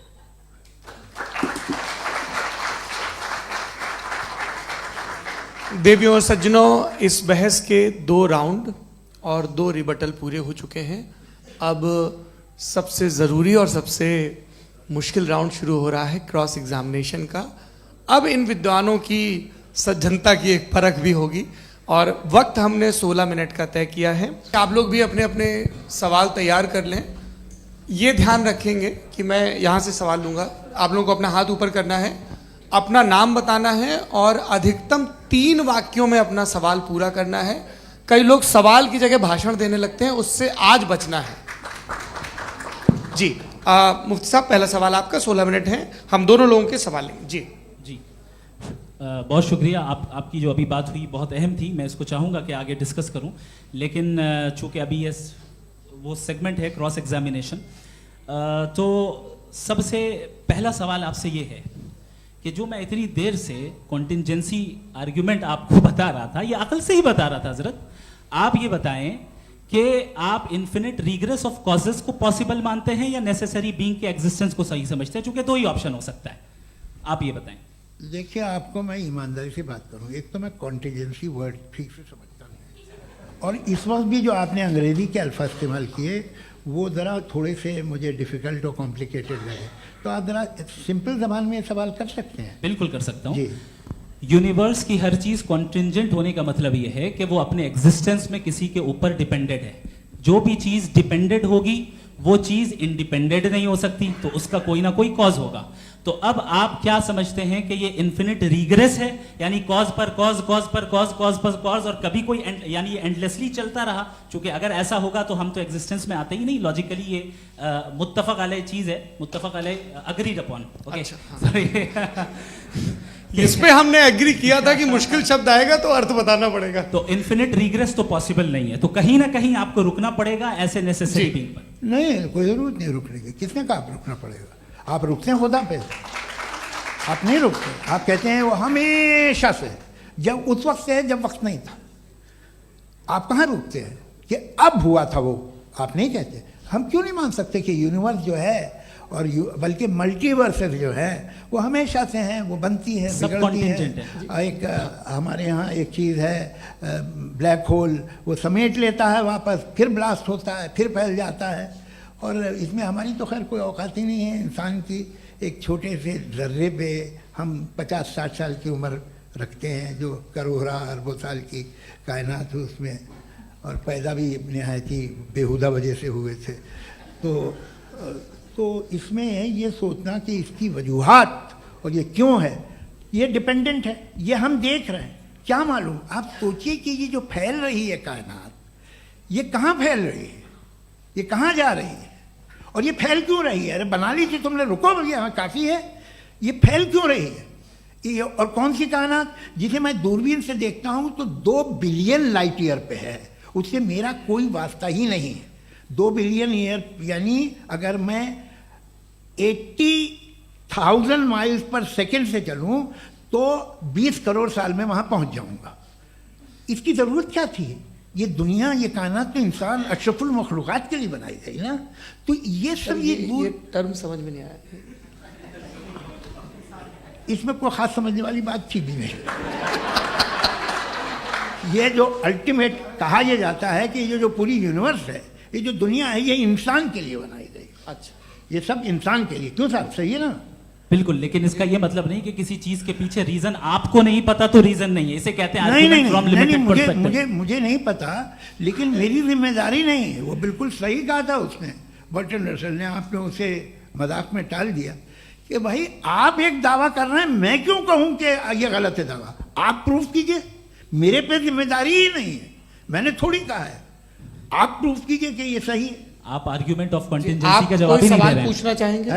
आप सवाल पूछना चाहेंगे मुफ्ती साहब से, क्योंकि ये क्रॉस एग्जामिनेशन का दौर है। आप जैसे पहले बोल रहे थे फेथ को लेके कुछ। मैं ये पूछना चाहूँगा कि खुदा ने जो भी रेवलेशन किए हैं एक मज़हब के लिए बहुत से मज़हबों में किए हैं, अलग अलग रेवलेशन है। कहीं कुछ एक बातें हैं, कॉन्ट्रडिक्शन भी है आपस में, कहीं कुछ आप कर सकते हैं, कहीं कुछ नहीं कर सकते। ऐसा नहीं है कि सबकी कोड ऑफ मॉरल एक है। तो ये किस्सा क्या है? अब आप ये देखिए कि मुझे कभी कभी लगता है कि जो फुटबॉल फाइनल होता है, लाखों लोग होते हैं, फिर वो टीवी कवर कर करोड़ों लोग, अगर उसमें खुदा की एक बूमिंग आवाज़ आ जाती, मैं गॉड हूँ, तो सारे लोग अभी सुन लेते और टीवी पे भी सुन लेते, किस्सा खत्म होता। ये इतनी राजदारी क्या है कि तुम सामने कुछ तो सबूत दे दो हमें सॉलिड। ये कह साहब ये यूनिवर्स कैसे बनी, इससे मसला क्या हल होगा? मैं पूछूंगा आपसे खुदा कैसे बना, क्यों नहीं पूछूंगा कैसे बना? बल्कि वो तो कायनात से कहीं ज़्यादा इंटेलिजेंट है, कायनात से कहीं ज़्यादा कॉम्प्लेक्स। जी वो हमेशा से है, आप कहेंगे मैं मान लूँगा। अच्छा दोयम वो कादिर मुतलक, यानी कादिर मुतलक का मतलब ओमनीपोटेंट, वो जो चाहे कर सकता है। आपको नौकरी दिलवा सकता है, आपकी अच्छी जगह शादी करवा सकता है, आपके पड़ोसी का मुकदमा हरवा सकता है, आपको जिता सकता है, सब काम करता है। थोड़ा सा माइक क्लोज जी। वो इस दुनिया को चला कैसे रहा है? ये दुनिया कैसे चल रही है? आपको इस पर हैरत नहीं होती? या क़यामत के बाद कभी एक जस्टिस होगा, जब ये बच्चा मर चुका होगा जिसकी धज्जियाँ उड़ गई बम से, इसको इंसाफ मिलेगा तब? अच्छा अब जवाब दूं? हाँ जी जी। मैं इसीलिए आप की तरफ। सबसे पहले आपने रेवलेशन और स्क्रिप्चर्स की बात की, इस पे मैं बात कर सकता हूं लेकिन आज नहीं करूंगा चूंकि वक्त कम है, कभी और इस पे डिस्कस करेंगे। मैं तैयार हूं उस पे भी बात करने के लिए। ये क्योंकि अभी हमारा से topic- राउंड 2 की भूमिका तय हो रही है। Does God exist round 2? जी चूंकि आज गॉड के एग्जिस्टेंस पे बात है तो मैं उसी के रिलेटेड जो है आपके सवालात को एंटरटेन भी करूंगा और मैं भी पूछूंगा। आपने कहा कि आपने साबित ही नहीं किया, जबकि आर्ग्यूमेंट ऑफ कॉन्टिजेंसी बुनियादी आर्ग्यूमेंट है। आप मुझे कॉन्टिजेंसी का मतलब बताइए, आपका मतलब क्या कॉन्टिजेंसी? कॉन्टिजेंसी का मतलब यह हुआ कि हर वो वजूद जो किसी भी चीज का पाबंद है, हर वो वजूद या हर वो चीज जो अपने एग्जिस्टेंस में किसी भी चीज के पाबंद है और उससे बाउंड है, उसको उसकी जरूरत है, उस पर डिपेंड करती है, तो जाहिर सी बात है कि उसका कोई ना कोई कॉज होता है। ये तो अक्ल की बात है। ये आप रीजनिंग की बात करते हैं, मैं वही कर रहा हूं। दूसरी चीज आपने ये बात कही कि इतने बिलियन लाइट ईयर्स दूर है, उसका मेरा क्या लेना देना। फिर मेरे ख्याल से आपको ये नहीं कहना चाहिए I think therefore I am an atheist. आपको सोचना चाहिए, सिर्फ आप एक लिमिटेड दायरे में रहकर नहीं सोचें बल्कि बाहर निकलकर सोचें। आपने तीसरा सवाल किया, आपने 2-3 सवाल एक साथ किए। ऐसी बातें ना कीजिए, कुछ लोगों को इतराज हो जाएगा आप पे कि आप कुछ भी सोचिए। ये इजाज़त आपको है नहीं, मुझे है।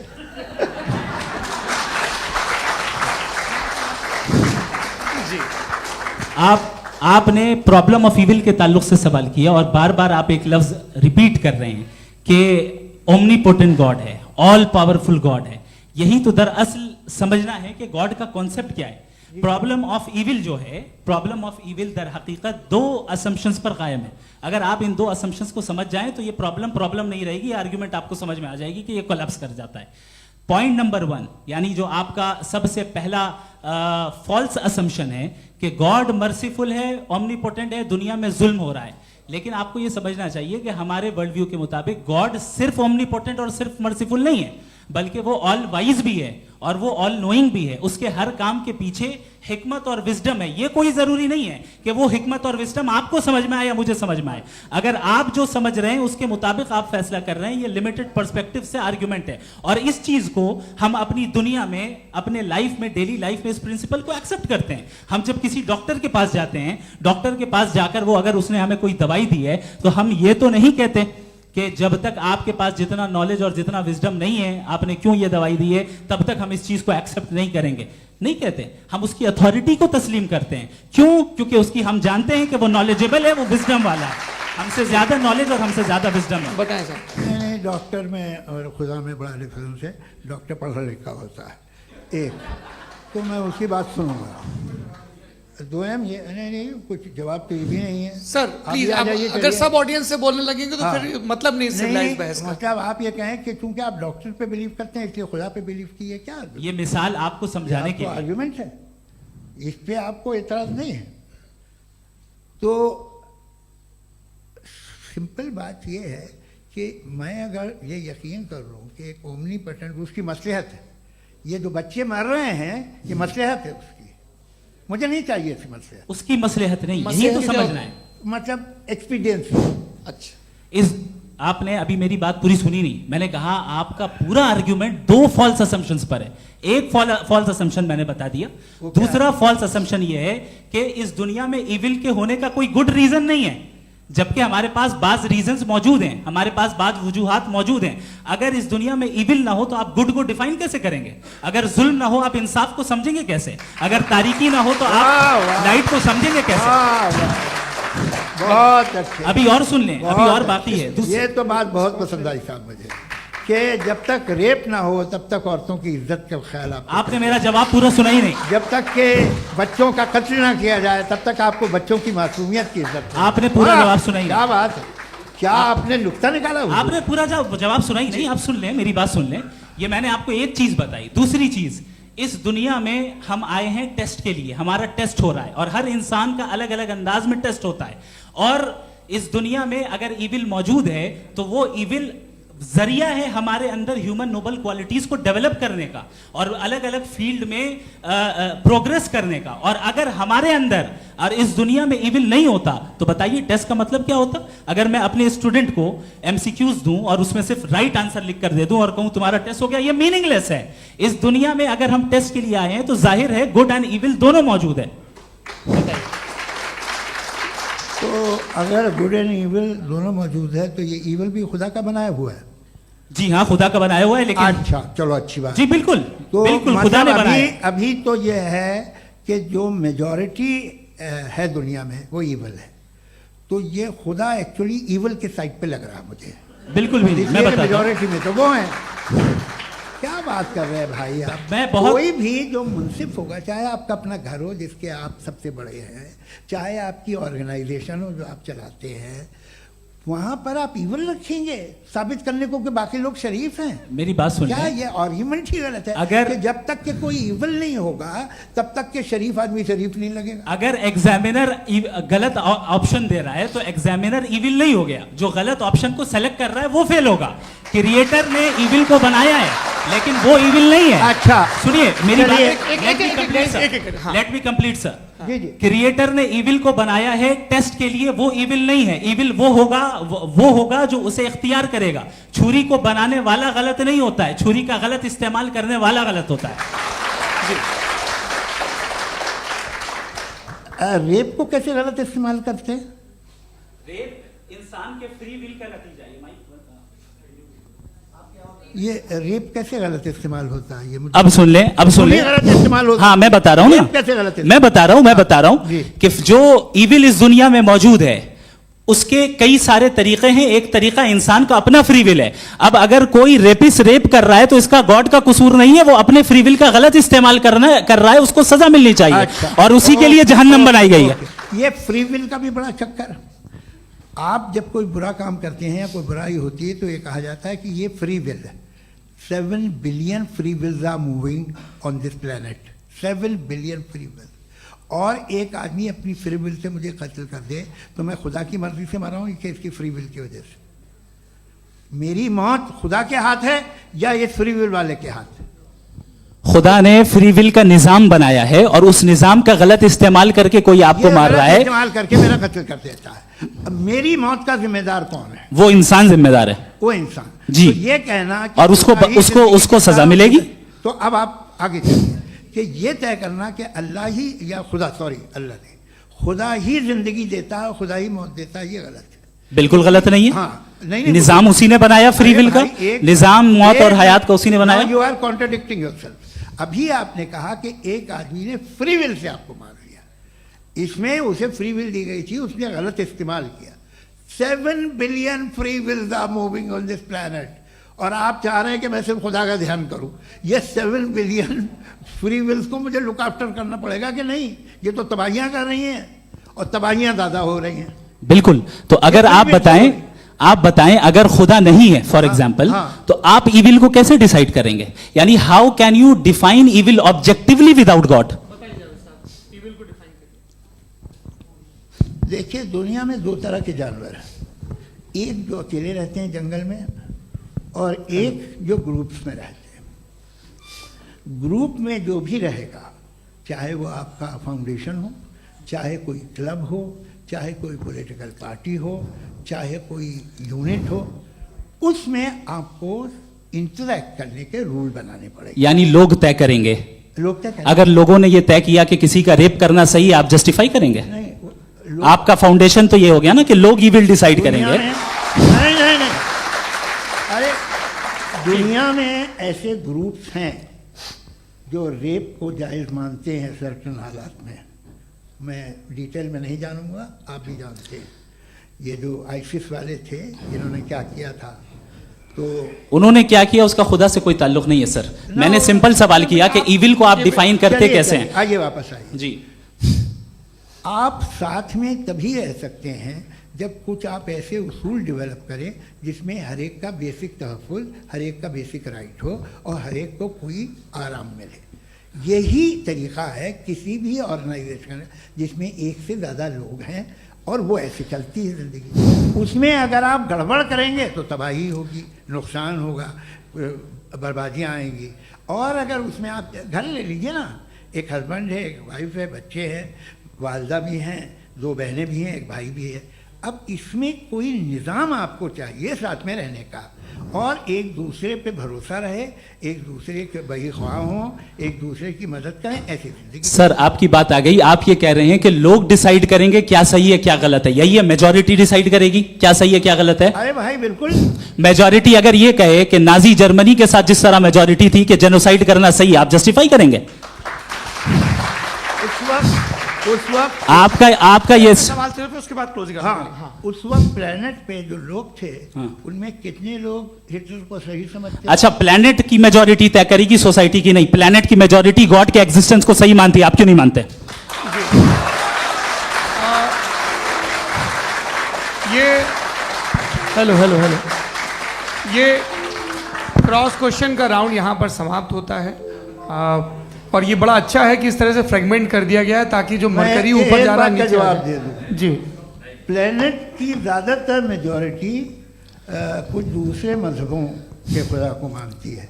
आप उन्हें क्यों नहीं? आप तो मेजॉरिटी की बात कर रहे हैं। ये क्लोजिंग आप ये कह रहे हैं इविल और गुड को डिसाइड मेजॉरिटी करेगी। मेजॉरिटी जो कर दे वो सही हो जाएगा। क्लोजिंग इसको जैसा आप ही लोगों ने तय किया है उसी फॉर्मेट को फॉलो कर लेते हैं।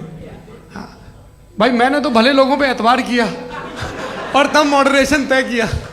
जी, आपके पास 5 मिनट का वक्त है, क्लोजिंग आर्ग्यूमेंट है, उसके बाद हम ऑडियंस से क्वेश्चन आंसर लेंगे जावेद साहब की क्लोजिंग आर्ग्यूमेंट के बाद। ओके, बहुत शुक्रिया जी। हमारा जो टॉपिक है डज गॉड एग्जिस्ट, मैं इस पे इतने एकेडमिक तैयारी करके आया था।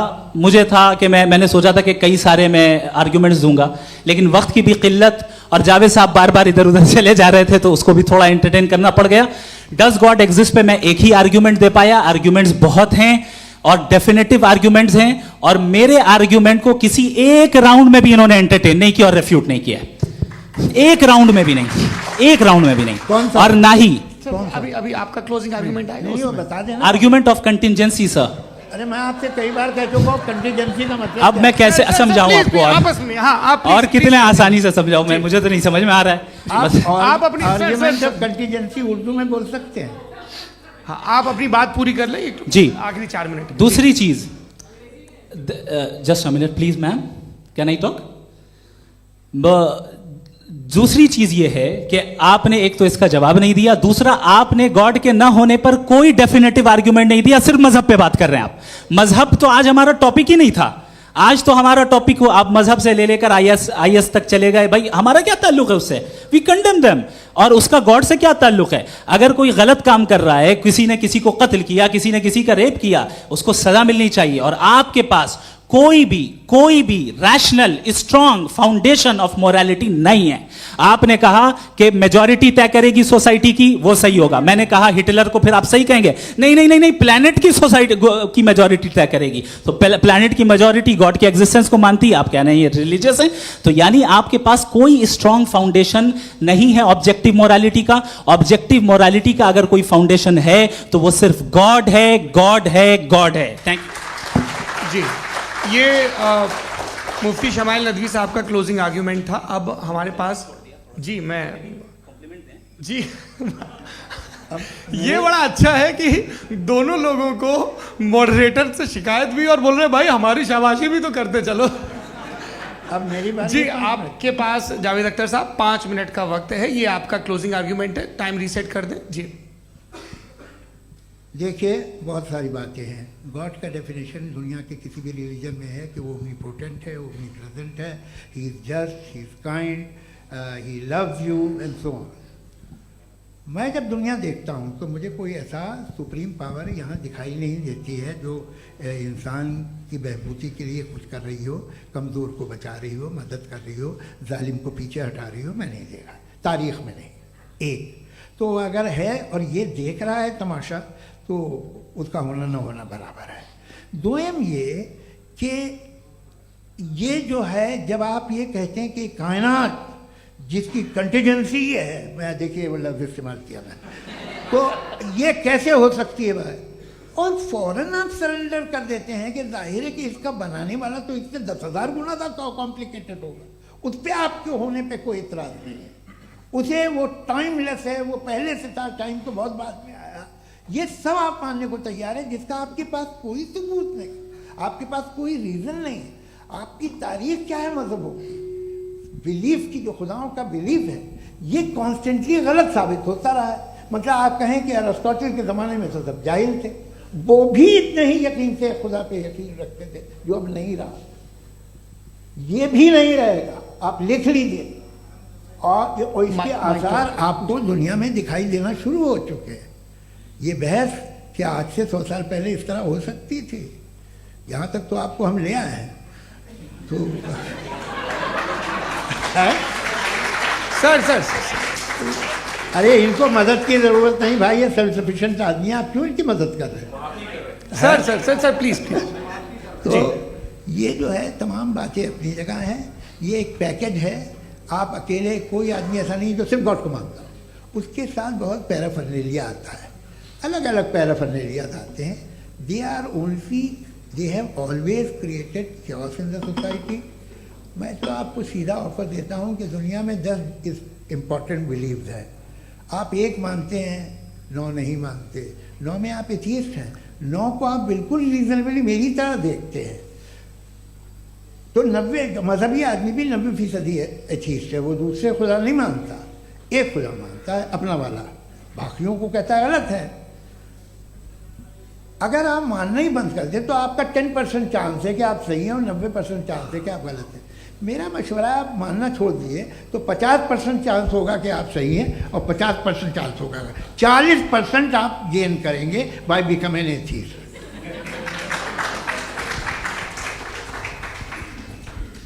ये एक फरसूदा ख्याल है, ये ख़त्म हो रहा है। हो सकता है मेरी ज़िंदगी में ना हो, लेकिन ये हो जाएगा। जो बातें ये इनको आप मेटाफिजिकल, ये वो ऐसे रिस्पेक्टेबल टर्म दे दिए, ये तो उन लोग के हैं जिन्हें ना फिज़िक्स मालूम थी ना मेटा मालूम था, ये उन्होंने आपको दिए हैं। जी बहुत शुक्रिया आप दोनों लोगों का। और अब इस बातचीत का आखिरी राउंड शुरू होगा, डज गॉड एग्जिस्ट की ये बहस मुफ्ती शमाइल नदवी और जावेद अख्तर साहब के बीच। आप लोग अपने अपने हाथ ऊपर करेंगे, मैं यहाँ से तय करूँगा। और माइक हमारे पास है क्या? एक ही माइक है ऑडियंस के लिए? 2 माइक है, एक इस तरफ एक इस तरफ, ठीक है। तो जी सबसे पहले हमारी सहयोगी हैं मारिया शकील जी, पूछिए सवाल। थोड़ा सा रुकेंगे ताकि कैमरे का फ्रेम आप पर आ जाए, आपकी तो प्रैक्टिस है टीवी की। जी नदवी साहब, मैं खुदा को मानती हूँ। पहले मैं इसी प्रमाइस से शुरू कर रही हूँ और ये बता रही हूँ आपको, मैं मानती हूँ। लेकिन कुछ सवाल हैं जो जावेद साहब ने उठाया, उसका जवाब आपको देना चाहिए। पहला सवाल ये कि गज़ा में सालों से छोटे बच्चे मर रहे हैं, वो उनको, अगर खुदा मर्सीफुल है, हम मानते हैं कि अल्लाह ताला में बहुत ताकत है, तो वो बच्चे क्यों मर रहे हैं? दूसरी बात ये कि अगर कंटिजेंसी की जो आप बात करते हैं, पूरे मुस्लिम ममालिक मिल करके भी उन गजा के बच्चों को क्यों नहीं बचा पा रहे हैं? क्योंकि अगर वो चाहते, क्योंकि अल्लाह ताला उन पर हुकूमत करते हैं, सब पर हुकूमत करते हैं, तो वो उनको क्यों नहीं बचा? जी, thank you. Thank you very much. बहुत अच्छा किया आपने इस चीज़ को जिक्र कर दिया, मैं इसको और अच्छे से एक्सप्लेन करने की कोशिश करता हूँ। देखें, जहाँ तक आपने कहा कि गजा के बच्चों को मारा जा रहा है, देखें दो वर्ल्ड व्यू है, एक एथीस्टिक वर्ल्ड व्यू, एक थीस्टिक वर्ल्ड व्यू है। बच्चे मर रहे हैं दोनों वर्ल्ड व्यू में, लेकिन हमारा वर्ल्ड व्यू कह रहा है कि रिकॉम्पेंस है, ये कह रहे हैं कि उनका मरना बेकार जाने वाला है, कोई उसका रिकॉम्पेंस नहीं है, चूंकि इनके यहाँ आखिरत और अल्लाह का कोई तसव्वुर या गॉड का कोई तसव्वुर नहीं है। आपने ये सवाल किया कि गॉड मर्सीफुल है, क्यों नहीं रोकता? ये मैंने बताया कि ये मिसकंसेप्शन है लोगों के दरमियान कि गॉड को सिर्फ मर्सीफुल और ओमनीपोटेंट समझते हैं। गॉड के सिर्फ यही दो एट्रीब्यूट्स नहीं हैं, गॉड के कई सारे एट्रीब्यूट्स हैं, उनमें से अल हकीम भी है, उनमें से ऑल वाइज भी है, ऑल नोइंग भी है। लिहाजा अगर इस दुनिया में किसी को तकलीफ आ रही है और गॉड उसको नहीं रोक रहा है, वो इसलिए नहीं रोक रहा है चूंकि इंसानों को फ्री विल दिया गया है। ठीक इसी तरीके से अगर एक डॉक्टर किसी छोटे बच्चे को इंजेक्शन लगा रहा है, उसे तकलीफ पहुंच रही है, उसके लिमिटेड पर्सपेक्टिव के एतबार से यह गलत हो रहा है और डॉक्टर बुरा है, लेकिन जब आप ब्रॉडर पिक्चर को देखेंगी, आपके और हमारे पास सिर्फ एक पिक्सल है, हमें इतना नजर आ रहा है कि गजा में कत्ल हो रहा है, लेकिन इसके पीछे कितना रिकॉम्पेंस उनको मिलने वाला है, पूरा पिक्चर गॉड के पास है। तो एक पिक्सल से आप पूरे पिक्चर को कभी भी जज नहीं कर सकती। आप इसमें कुछ जोड़ना चाहेंगे? आपको कुछ बोलना है इसमें? भैया आपने बहुत अच्छा जस्टिफिकेशन दिया। या आप वो जो वहाँ के प्राइम मिनिस्टर इजराइल के, उन्हें भेजिए, वो बहुत खुश होंगे। आप जस्टिफिकेशन दे देना कि अगर गॉड नहीं है तो बच्चे क्यों मर रहे हैं, आप बताएं। वो ये सवाल पूछ रहे हैं कि अगर आप ईश्वर का अस्तित्व नहीं मानते हैं तो उन बच्चों की मौत को आप कैसे इंटरप्रेट करते हैं? भाई ये दुनिया जो है, जो ताकतवर लोग होते हैं वो एक नाइंसाफी करते हैं। तो ये अच्छा काम है आपके नजदीक, तो नेचर नाइंसाफी पे मबनी है। अरे मेरे भाई, आप नेचर की कहाँ बात कर रहे हैं, तो इंसान की बात जी, कर ये तो फिर जब मैं इंसान की बात कर रहा था, आप नेचर की बात करने लग क्रॉस गए। एग्जामिनेशन नहीं। हाँ, अब आप मुझे बोलने नहीं देंगे तो अलग बात है, आप बोलिए, मुझे कोई जल्दी नहीं। जी नहीं, ये क्रॉस एग्जामिनेशन मुझे बोल तो लेने दीजिए। जी, बोलिए। क्या बात ये है कि ह्यूमन सोसाइटी तभी साथ में रह सकती है जब वो मोहब्बत से, एकता से, एक दूसरे के एहतराम करके रहे। इसके अलावा पॉसिबल नहीं है, अकेले तो इंसान रह ही नहीं सकता। वहाँ पर कुछ लोग हैं जो फाउल करते हैं, वो फाउल हमेशा से तारीख में होता आया है। आज ये हो रहा है, जो हो रहा है बहुत बुरा हो रहा है, बहुत जालिमाना है, बहुत जाबराना है। उसको आप कहें कि ये बच्चों को कॉम्पनसेशन मिल जाएगा या इसकी इंजेक्शन है, इंजेक्शन तो हेल्थ के लिए दिया जाता है। आप ये कह रहे हैं कि ये बच्चों की जो धज्जियां उड़ रही हैं ये इंजेक्शन है, ये टेस्ट है, ये टेस्ट है, और उस टेस्ट में उनको ऐसा रिकॉम्पेंस मिलेगा जो आपके तसव्वुर के बाहर है। ये आप 3 बरस के बच्चे को बारूद से उड़ा के टेस्ट ले रहे हैं। वाह, वो नहीं ले रहा है, खुदा नहीं उड़ा रहा है, इजराइल उड़ा रहा है। जी, ये तो उसको कंडेम अगला करें। सवाल लेते हैं प्रोफेसर पुरुषोत्तम अग्रवाल। मुफ्ती साहब, एक निवेदन आपसे है कि कम से कम थोड़ा सा माइक क्लोज एक रिलीजियस और फिलोसफिकल मैं प्लीज, एक रिलीजियस और फिलोसफिकल ट्रेडिशन है जो ब्रह्मांड को यानी यूनिवर्स को ही अंतिम मानती है। सर्वम खलु इदम ब्रह्मम, this is Chandogya Upanishad, and it completely rules out the existence और नेसेसिटी, आपके शब्दों में necessity of a creator. The creation itself is the creator. तो एक मिनट प्लीज। दूसरा जो सवाल आपने अभी, जो आप बार बार कह रहे हैं कि भगवान विद्वान भी है, वाइज, सब जानने वाला, तो अगर विजडम में दुनिया भर के पापों और अत्याचारों को बर्दाश्त करना शामिल है, तो फिर इसका मतलब ये हुआ कि अगर मैं फ्री विल से उसको अपोज करता हूं तो ईश्वर की विजडम और मेरी फ्री विल में कॉन्ट्राडिक्शन है। Because when I am opposing whatever is happening in Gaza, then I am opposing the God's will और God's wisdom। जवाब लेते हैं क्योंकि तो गॉड की विजडम में, एक मिनट सर प्लीज सर, ये एक जुमला, गॉड की विजडम है कि गाजा में जो कुछ हो रहा है वो हो रहा है, मैं उसको अपोज कर रहा हूं, तो मैं गॉड की विजडम के खिलाफ जा रहा हूं। एक सवाल। दूसरा ये नहीं, आपने दो ऑलरेडी कि सर आप और सवाल कर लें, लेकिन मुझे दो जवाब दे सर, दीजिए। सर, पहले आपने ये कहा, सुनिए मेरी बात सुनिए। भाई इजराइल के बोर्ड के मुताबिक तुम्हारा ठीक हो रहा है ना? नहीं हो रहा है, ठीक नहीं हो रहा है, मैं बता रहा हूँ क्या हो रहा है। आप तशरीफ रखें, मैं बता रहा हूँ क्या हो रहा है। Let me complete please. एक सेकंड गाइस, एक सेकंड। ये देखिए ऐसा है कि ये सब बड़ा आपस में विचार विमर्श के बाद ये तय हुआ था कि कुछ नियम बना लिए जाएं ताकि एक टाइम बाउंड बातचीत चले। और भाई साहब, आप बड़ा जरूरी काम कर रहे हैं लेकिन कैमरे के फ्रेम में आके उस काम को गड़बड़ कर दे रहे हैं। ठीक है गुरु, अब मेरे को कहीं का गुस्सा कहीं निकालना था, सॉरी। नहीं, कोई गुस्सा नहीं है जी। तो प्रोफेसर ने सवाल पूछे, आप उनके जवाब दें। और थोड़ा ये सब लोग थोड़ा ख्याल रखें भाई, सवाल संक्षिप्त रखें जी। आपने दो सवाल किया। सबसे पहला ये कहा कि हमारे पास ये कॉन्सेप्ट है कि ये यूनिवर्स खुद नेसेसरी बीइंग है, creation itself is the creator. How irrational is this कि मैं एग्जिस्ट करूंगा बाद में, लेकिन अभी एग्जिस्ट कर भी रहा हूं, यानी एक ही टाइम में एग्जिस्ट भी कर रहे हैं, नहीं भी कर रहे हैं। This is not true. दूसरी चीज आपने कहा कि अगर इजराइल में, सॉरी माफ कीजिएगा, Israel doesn't exist, occupied Palestine में अगर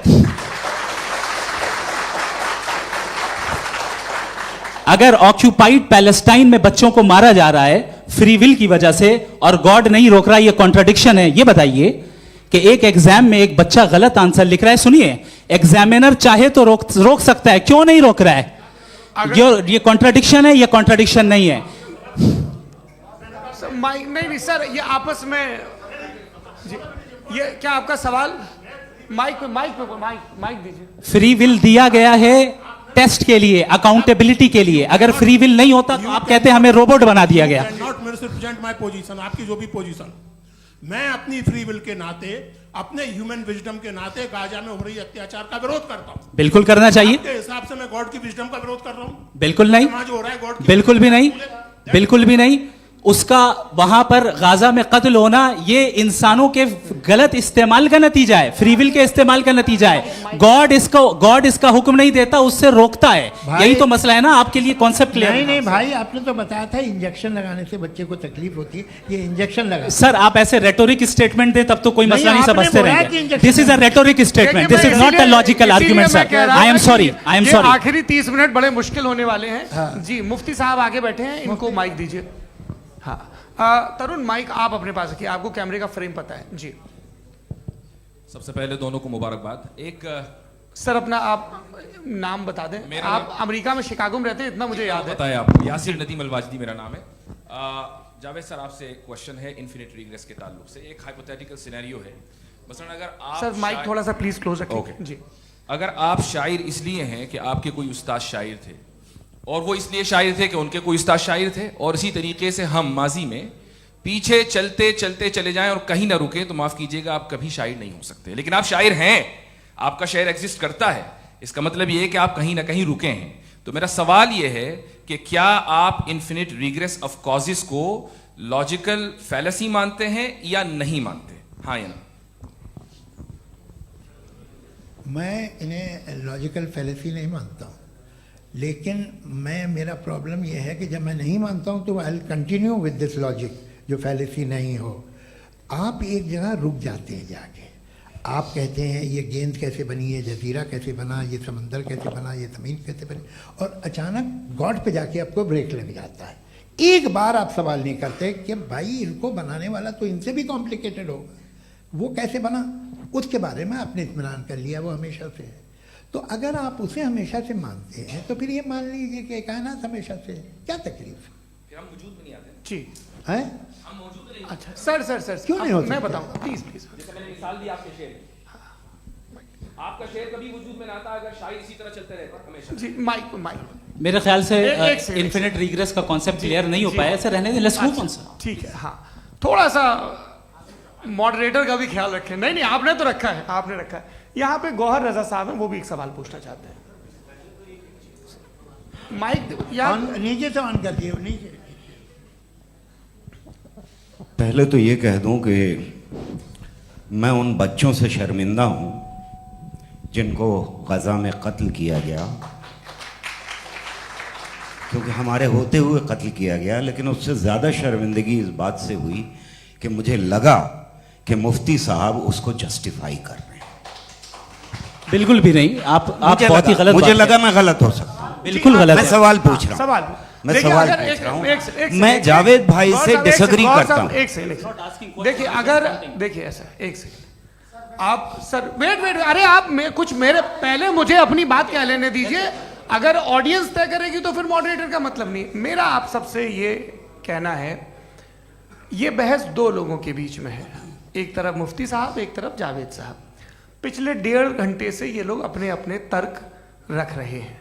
आपकी इनसे इत्तेफाकी हो सकती है, ना इत्तेफाकी हो सकती है।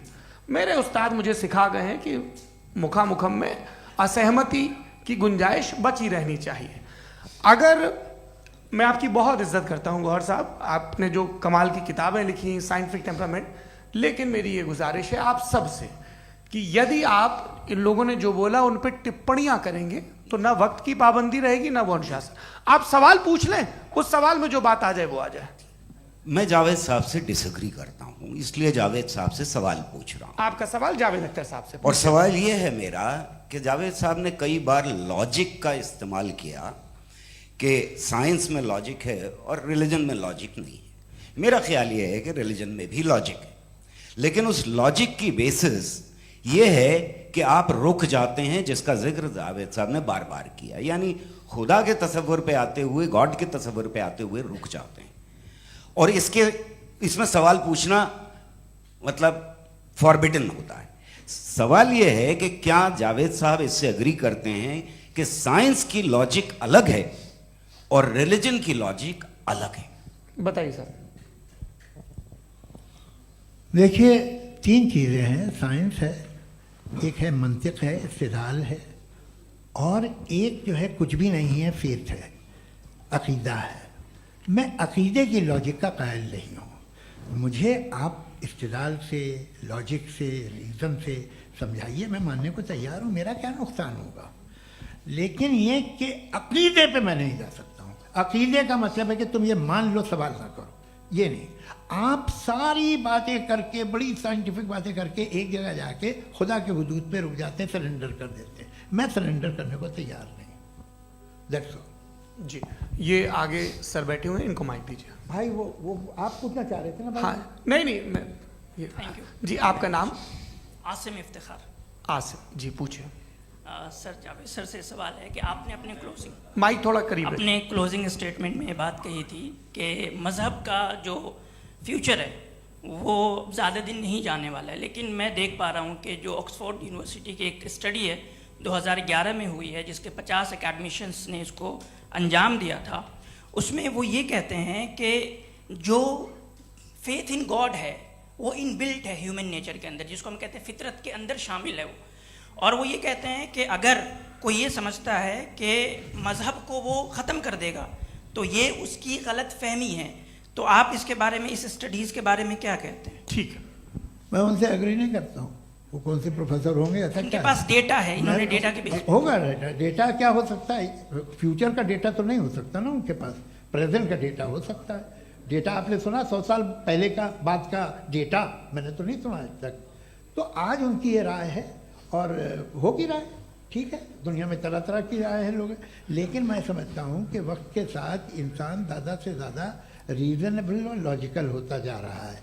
आज आप देखिए वेस्टर्न यूरोप में क्या परसेंटेज है नॉन बिलीवर्स की, बहुत हाई।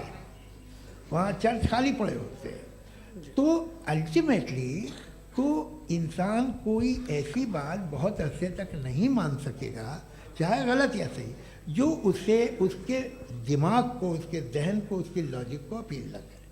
वो कह रहे हैं तो ऑक्सफोर्ड के होंगे तो कैम्ब्रिज के होंगे, तो मुझे क्या लेना देना।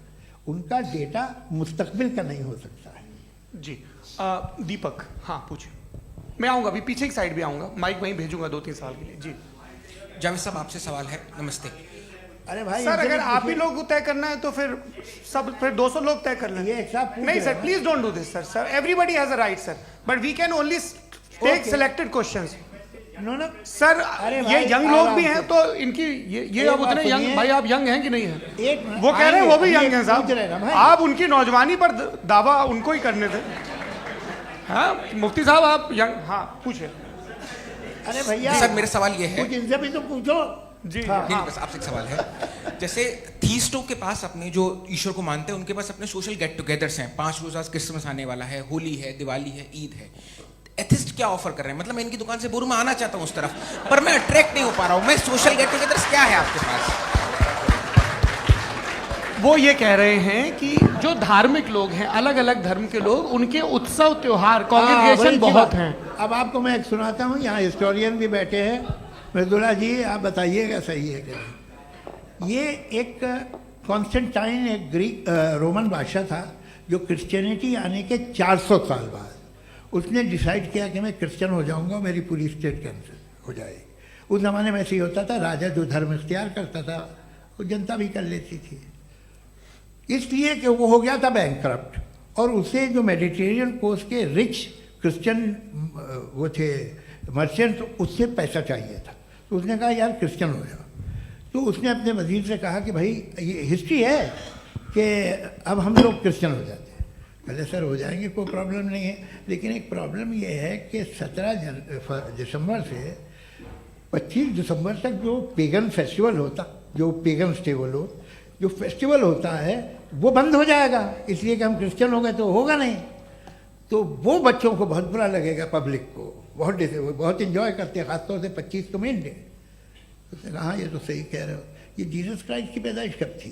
कहते साहब वो अप्रैल में थी। नहीं, कट करो, वो 25 दिसंबर को है। यह हकीकत है जी। और 400 साल बाद क्रिश्चियनिटी के अप्रैल से दिसंबर ले आए, और इसलिए कि यहाँ पेगन फेस्टिवल होता था। अब मनाते हैं आप आराम से। ये जो सारे फेस्टिवल हैं ये रिलीजन से, हर एक को एक इंटरटेनमेंट डिपार्टमेंट चाहिए होता है अपनी कंपनी चलाने के लिए। तो ये रिलीजन ने, ये सेकुलर त्यौहार थे जिन्हें रिलीजन्स ने ले लिया है। ये मौसम के थे, फसलों के थे, किसानों के थे, उसको आपने लेके रिलीजियस रंग दे दिया। ये कोई रिलीजन से थोड़ी आए हैं आप। अच्छा हमें देखिए, हम तो मुल्द हैं, हम ईद मनाते हैं, हम दिवाली मनाते हैं, हम होली मनाते हैं, हम क्रिसमस मनाते हैं।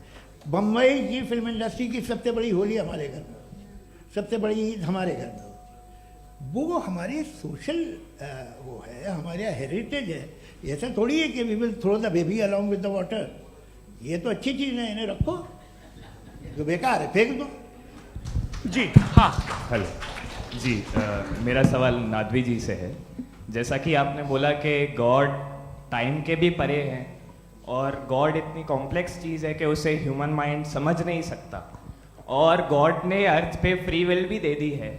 तो आप अपना वक्त ज़ाया क्यों कर रहे हैं गॉड के बारे में बात करके? अपन को तो बात करनी चाहिए कि सोसाइटी को बेहतर कैसे करें। जी, मैं गॉड वही बताता है सोसाइटी को कैसे बेहतर करें। अभी मैं आपका जवाब देता हूँ। आपने कहा कि टाइम पे वो एग्जिस्ट नहीं करता, मेरा सवाल ये है कि जैसा आपने बोला कि गॉड बहुत ही कॉम्प्लेक्स चीज है। मैंने कहा ही नहीं कि कॉम्प्लेक्स है, तो आपके अल्फाज हैं। कॉम्प्लेक्स का लफ्ज गॉड के लिए सुइटेबल नहीं है। क्यों? क्योंकि कॉम्प्लेक्स वो चीजें होती हैं जो ऑब्जेक्ट हो। God is not an object जिसको आप इंस्ट्रूमेंट के जरिए लेबोरेटरी में जाके टेस्ट करें, oh it's very complex. No, वो कोई कार का इंजन नहीं है। वो फिलोसॉफिकली नेसेसरी बीइंग ऐसी बीइंग है जो सिंपल बीइंग है। हाँ, आप उसको मुकम्मल तौर पे उसकी तमाम हिकमतों को जान ले और हर चीज को जान ले, ये पॉसिबल नहीं है, क्योंकि वो ऑल वाइज है, आप ऑल वाइज नहीं है, और वो खुदा है, वो आपको सारी चीजें बता दे, ये जरूरी नहीं। मेरा सवाल ये नहीं था। मेरा सवाल ये था कि जब गॉड इतना परे है इस दुनिया से कि उसने अर्थ पे फ्री विल भी दी है, हम सब ह्यूमंस की फ्री विल है, और जो सोसाइटी में हो रहा है वो अपन लोग डिसाइड करेंगे। तो अपन लोग डिसाइड नहीं करेंगे ना, अपन लोग डिसाइड नहीं करेंगे। गॉड जो है, गॉड ने वो उसकी जात, उसकी एग्जिस्टेंस टाइम एंड स्पेस से परे है, लेकिन वो हमारा टेस्ट ले रहा है, और उसी गॉड ने हमें बताया कि तुम्हें क्या करना है क्या नहीं करना है। तो जाहिर है उस गॉड की बात सुनेंगे ना हम। जी, वो पीछे एक चश्मा लगाए जो मैम खड़ी हैं, उनको दीजिए। हाँ आप जी जी बिल्कुल आएंगे। देखिए मैं कोशिश कर रहा हूँ सब तरफ जाने की। हाँ उनको दीजिए माइक। जी हेलो सर, मैं ओमनी प्रेजेंट नहीं हूँ, टाइम पाबंद हूँ, और जहाँ तक कोशिश कर सकता हूँ करूँगा। जी अपना नाम बताइए। मेरा नाम उर्सुला है, मैं दिल्ली यूनिवर्सिटी की एक स्टूडेंट हूँ, और मैं स्टूडेंट फेडरेशन ऑफ इंडिया से हूँ। मेरा सवाल मुफ्ती जी से है कि इस हॉल के इस कमरे में बैठ के हम लोग रेप की मोरालिटी के बारे में फिलोसफिकली बात तो कर सकते हैं, बट असलियत ये है कि रोज़मर्रा की ज़िंदगी में औरतें रेप के थ्रू गुजरती हैं, और हम लोग सिर्फ नंबर्स पे इस तरह नहीं देख सकते, क्योंकि कितनी औरतें हैं इन कंट्रीज़ में जहाँ पे आप बता रहे हैं कि केसेस कम हैं, जिनका एक्सेस है कि वो जाके केस फाइल कर सकें। कितनी औरतें हैं जो जिनको काम करने की आज़ादी है उन कंट्रीज़ में। यूरोप में ये आज़ादी आ गई, यूरोप में ये रूल्स आ गए, तो हम आज उसके बारे में बात कर पा रहे हैं। जी, जवाब। आपने ये कहा कि कमरे में बंद होकर हम लोग इस पर फिलोसफिकली बात कर सकते हैं, लेकिन हकीकत में क्या हो रहा है, वो ग्राउंड लेवल पे क्या हो रहा है जो बहुत गलत हो रहा है, और वो सफ़र कर रही हैं। आई एग्री, बहुत गलत हो रहा है, और जो गलत हो रहा है उसको हमें रोकना है। और क्यों रोकना है, वो गलत क्यों है, हमारे पास इसका ऑब्जेक्टिव फाउंडेशन है, इनके पास उसका ऑब्जेक्टिव फाउंडेशन नहीं है। मैं ये कहना चाह रहा हूं कि जहां पे भी जुल्म हो रहा है, जहां पे भी औरत पे जुल्म हो रहा है, या उसकी इज्जत लूटी जा रही है, या उसे तकलीफ पहुंचाई जा रही है, और सिर्फ औरत नहीं, किसी इंसान के ऊपर भी जुल्म हो रहा है, तो उसके खिलाफ खड़ा होना, ये मॉरलिटी हमारे पास गॉड के पास से आई है। वरना जावेद साहब तो कह रहे हैं कि जो है मेजॉरिटी डिसाइड करेगी, तो मेजॉरिटी तो कभी भी बदल सकती है। क्या आप ये थोड़ी सी आपको गलतफहमी है। मैं अगर मेरे जुमले से ये मदना निकला या मैंने कहा, तो ये जुमला मैं वापस लेता हूँ। ये मेरा मतलब ही नहीं था कि मेजॉरिटी डिसाइड करेगी। मेजॉरिटी डिसाइड करे तो दुनिया में बड़ी, वैसे आपने कहा था ये जुमला, अच्छा हो सकता है, मैं मान रहा हूँ, बाद में रिकैप कर लेंगे। अरे एक सेकंड, मैं अपनी एक्सप्लेनेशन देता हूँ। मुनासिब बात यह है कि हम सब के सब दिल में जानते हैं कि क्या अच्छा है क्या बुरा है, हमें पता है अच्छी तरह से। जो लोग बुरे काम करते हैं उन्हें भी मालूम अच्छा क्या है। यही तो सवाल था हजरत कि फिर ये मोरालिटी आई कहां से? Cross examination. हाँ जी, हाँ। मोरालिटी साथ रहने की डिजायर से आई है। यानी साथ रहकर जो कुछ कह दे, जो कुछ कर दे, वो हो जाएगा? नहीं नहीं, तो आप कायदे से रही कर सकते हैं जब तक लोगों में मोरालिटी हो, वरना क्यास हो जाएगा। ये आपको कैसे पता? जी, हमने देखा ना, जहाँ मोरालिटी का क्यास हो गया, हम देखते हैं। कहां पे देखते भाई? दुनिया में। आप जो कह रहे हैं, आप कहीं पे अगर गलत हो रहा है, इस बहस तो के उसको बाद आप मैं गलत देखिए। आप एपिस्टेमोलॉजी की बात कर रहे हैं, मैं ऑन्टोलॉजी की बात कर रहा हूं। मैं इस बहस फाउंडेशन के बाद क्या आप दोनों लोगों को चाय पे फाउंडेशन होस्ट करूंगा, वहां पे क्रॉस एग्जामिनेशन कर लीजिएगा। अभी ऑडियंस का हक मार रहे हैं आप लोग भाई, सर जस्ट लोग हैं आप लोग। और ये भाई ये हाँ, उधर आएंगे, उधर इनको आएंगे। जी सर, आएंगे। अच्छा सर मेरा नाम लईकुर रहमान है और मैं अलीगढ़ मुस्लिम यूनिवर्सिटी का स्टूडेंट हूँ। और जहाँ तक मुझे पता है कि sir you are also product of Aligarh Muslim University. मैं भी उसी चमन का बुलबुल। हाँ सर, तो बहुत खुशी हुई मुझे जान करके कि मैं आपसे मिलूंगा। सवाल सर, मेरा सवाल यह है, सर सैयद अलैहि रहमा का नज़रिया यह था कि खुदा के वजूद को अक़ल के दायरे में रह कर के तलाश करना, न कि पूरी तौर से उसका इनकार कर देना। Sir, how will you define it? नहीं, तो ये तो आप इन्हें बताइए। ये सवाल आपसे खुदा का वजूद साबित कर रहे हैं। तो सर, आपने इनकार कर रखा है, इस वजह से मेरा क्वेश्चन उन्होंने यही सर से, एक सेकंड, सर सैयद ने यही कहा ना कि अक्ल से आप खुदा के वजूद को साबित नहीं कर सकते, यही कहा ना भाई। वो उन्होंने कहा कर सकते हैं और वो कर दिया गया आज। वो फोन दो। तलाश करना या साबित करना अक्ल से नहीं हो सकता। अरे सवाल तो सुन लीजिए जी। अक्ल से नहीं हो सकता है, यही कहा ना आपने। अक्ल से हो सकता है। अरे वो यही कह रहे हैं भाई, आप बता रहे हो सकता है, वो तो कुछ और। आप अगर सर देखो, नौजवान फोन ले लो, वो इतनी कमाल की यूनिवर्सिटी है। अरे भाई दे दो जरा, एक मिनट दे दो भाई, मेरी बात सुनो, माइक पे बोलो ताकि जो लाखों लोग देख रहे हैं। माइक दे दो ना। अरे देंगे ना माइक, तुम ठहरो तो। हाँ सर, मेरा सवाल ये था कि सर सैयद अलैहि रहमा का एक नज़रिया था अपना कि खुदा का जो वजूद है उसको अक़ल के दायरे में रह कर के तलाश करना है, न कि पूरे तौर से इनकार कर देना है। ये उनका कॉन्सेप्ट था। लेकिन मेरा सवाल ये है कि आप इसको कैसे डिफाइन करते हैं, एक्सप्लेन कैसे करेंगे? मैं आपसे जानना चाहता हूँ, क्योंकि you are the product of Aligarh Muslim University. मुझे अक़ल के दायरे में रख के मैंने बहुत तलाश की, मुझे मिला नहीं। हाँ, ये इधर वो चश्मा लगाए जो, हाँ उनको दे दीजिए। जी जी फटाफट पूछिए, बस 5 मिनट है, 5 मिनट में खत्म हो रहा है। हाँ अस्सलाम वालेकुम मुफ्ती साहब। एंड मेरा सवाल जावेद अख्तर साहब से। क्या नाम है आपका? अरे भैया जब मुझे जब पूछ रहे हो हाँ, फैज पूछिए फैज साहब। तो मेरा सवाल ये है कि अभी जो एथियस्ट है वो problem of evil argument use कर रहे हैं अगेंस्ट मुस्लिम्स, राइट? कि इस दुनिया में इतना सारा इविल है और अगेंस्ट मुस्लिम तो यहाँ अगेंस्ट थियस्ट। हाँ थोड़ा सा करेक्ट कर लीजिए भाई, पूरी मशक्कत ही इसी बात की थी कि किसी एक मजहब पे बात ना टिके। जी, तो बेसिकली ये आर्गुमेंट ऐसा है कि इस दुनिया में इतना ज़्यादा ईवल एग्जिस्ट करता है और अगर एक ऑल गुड गॉड है तो वो रोकता क्यों नहीं है?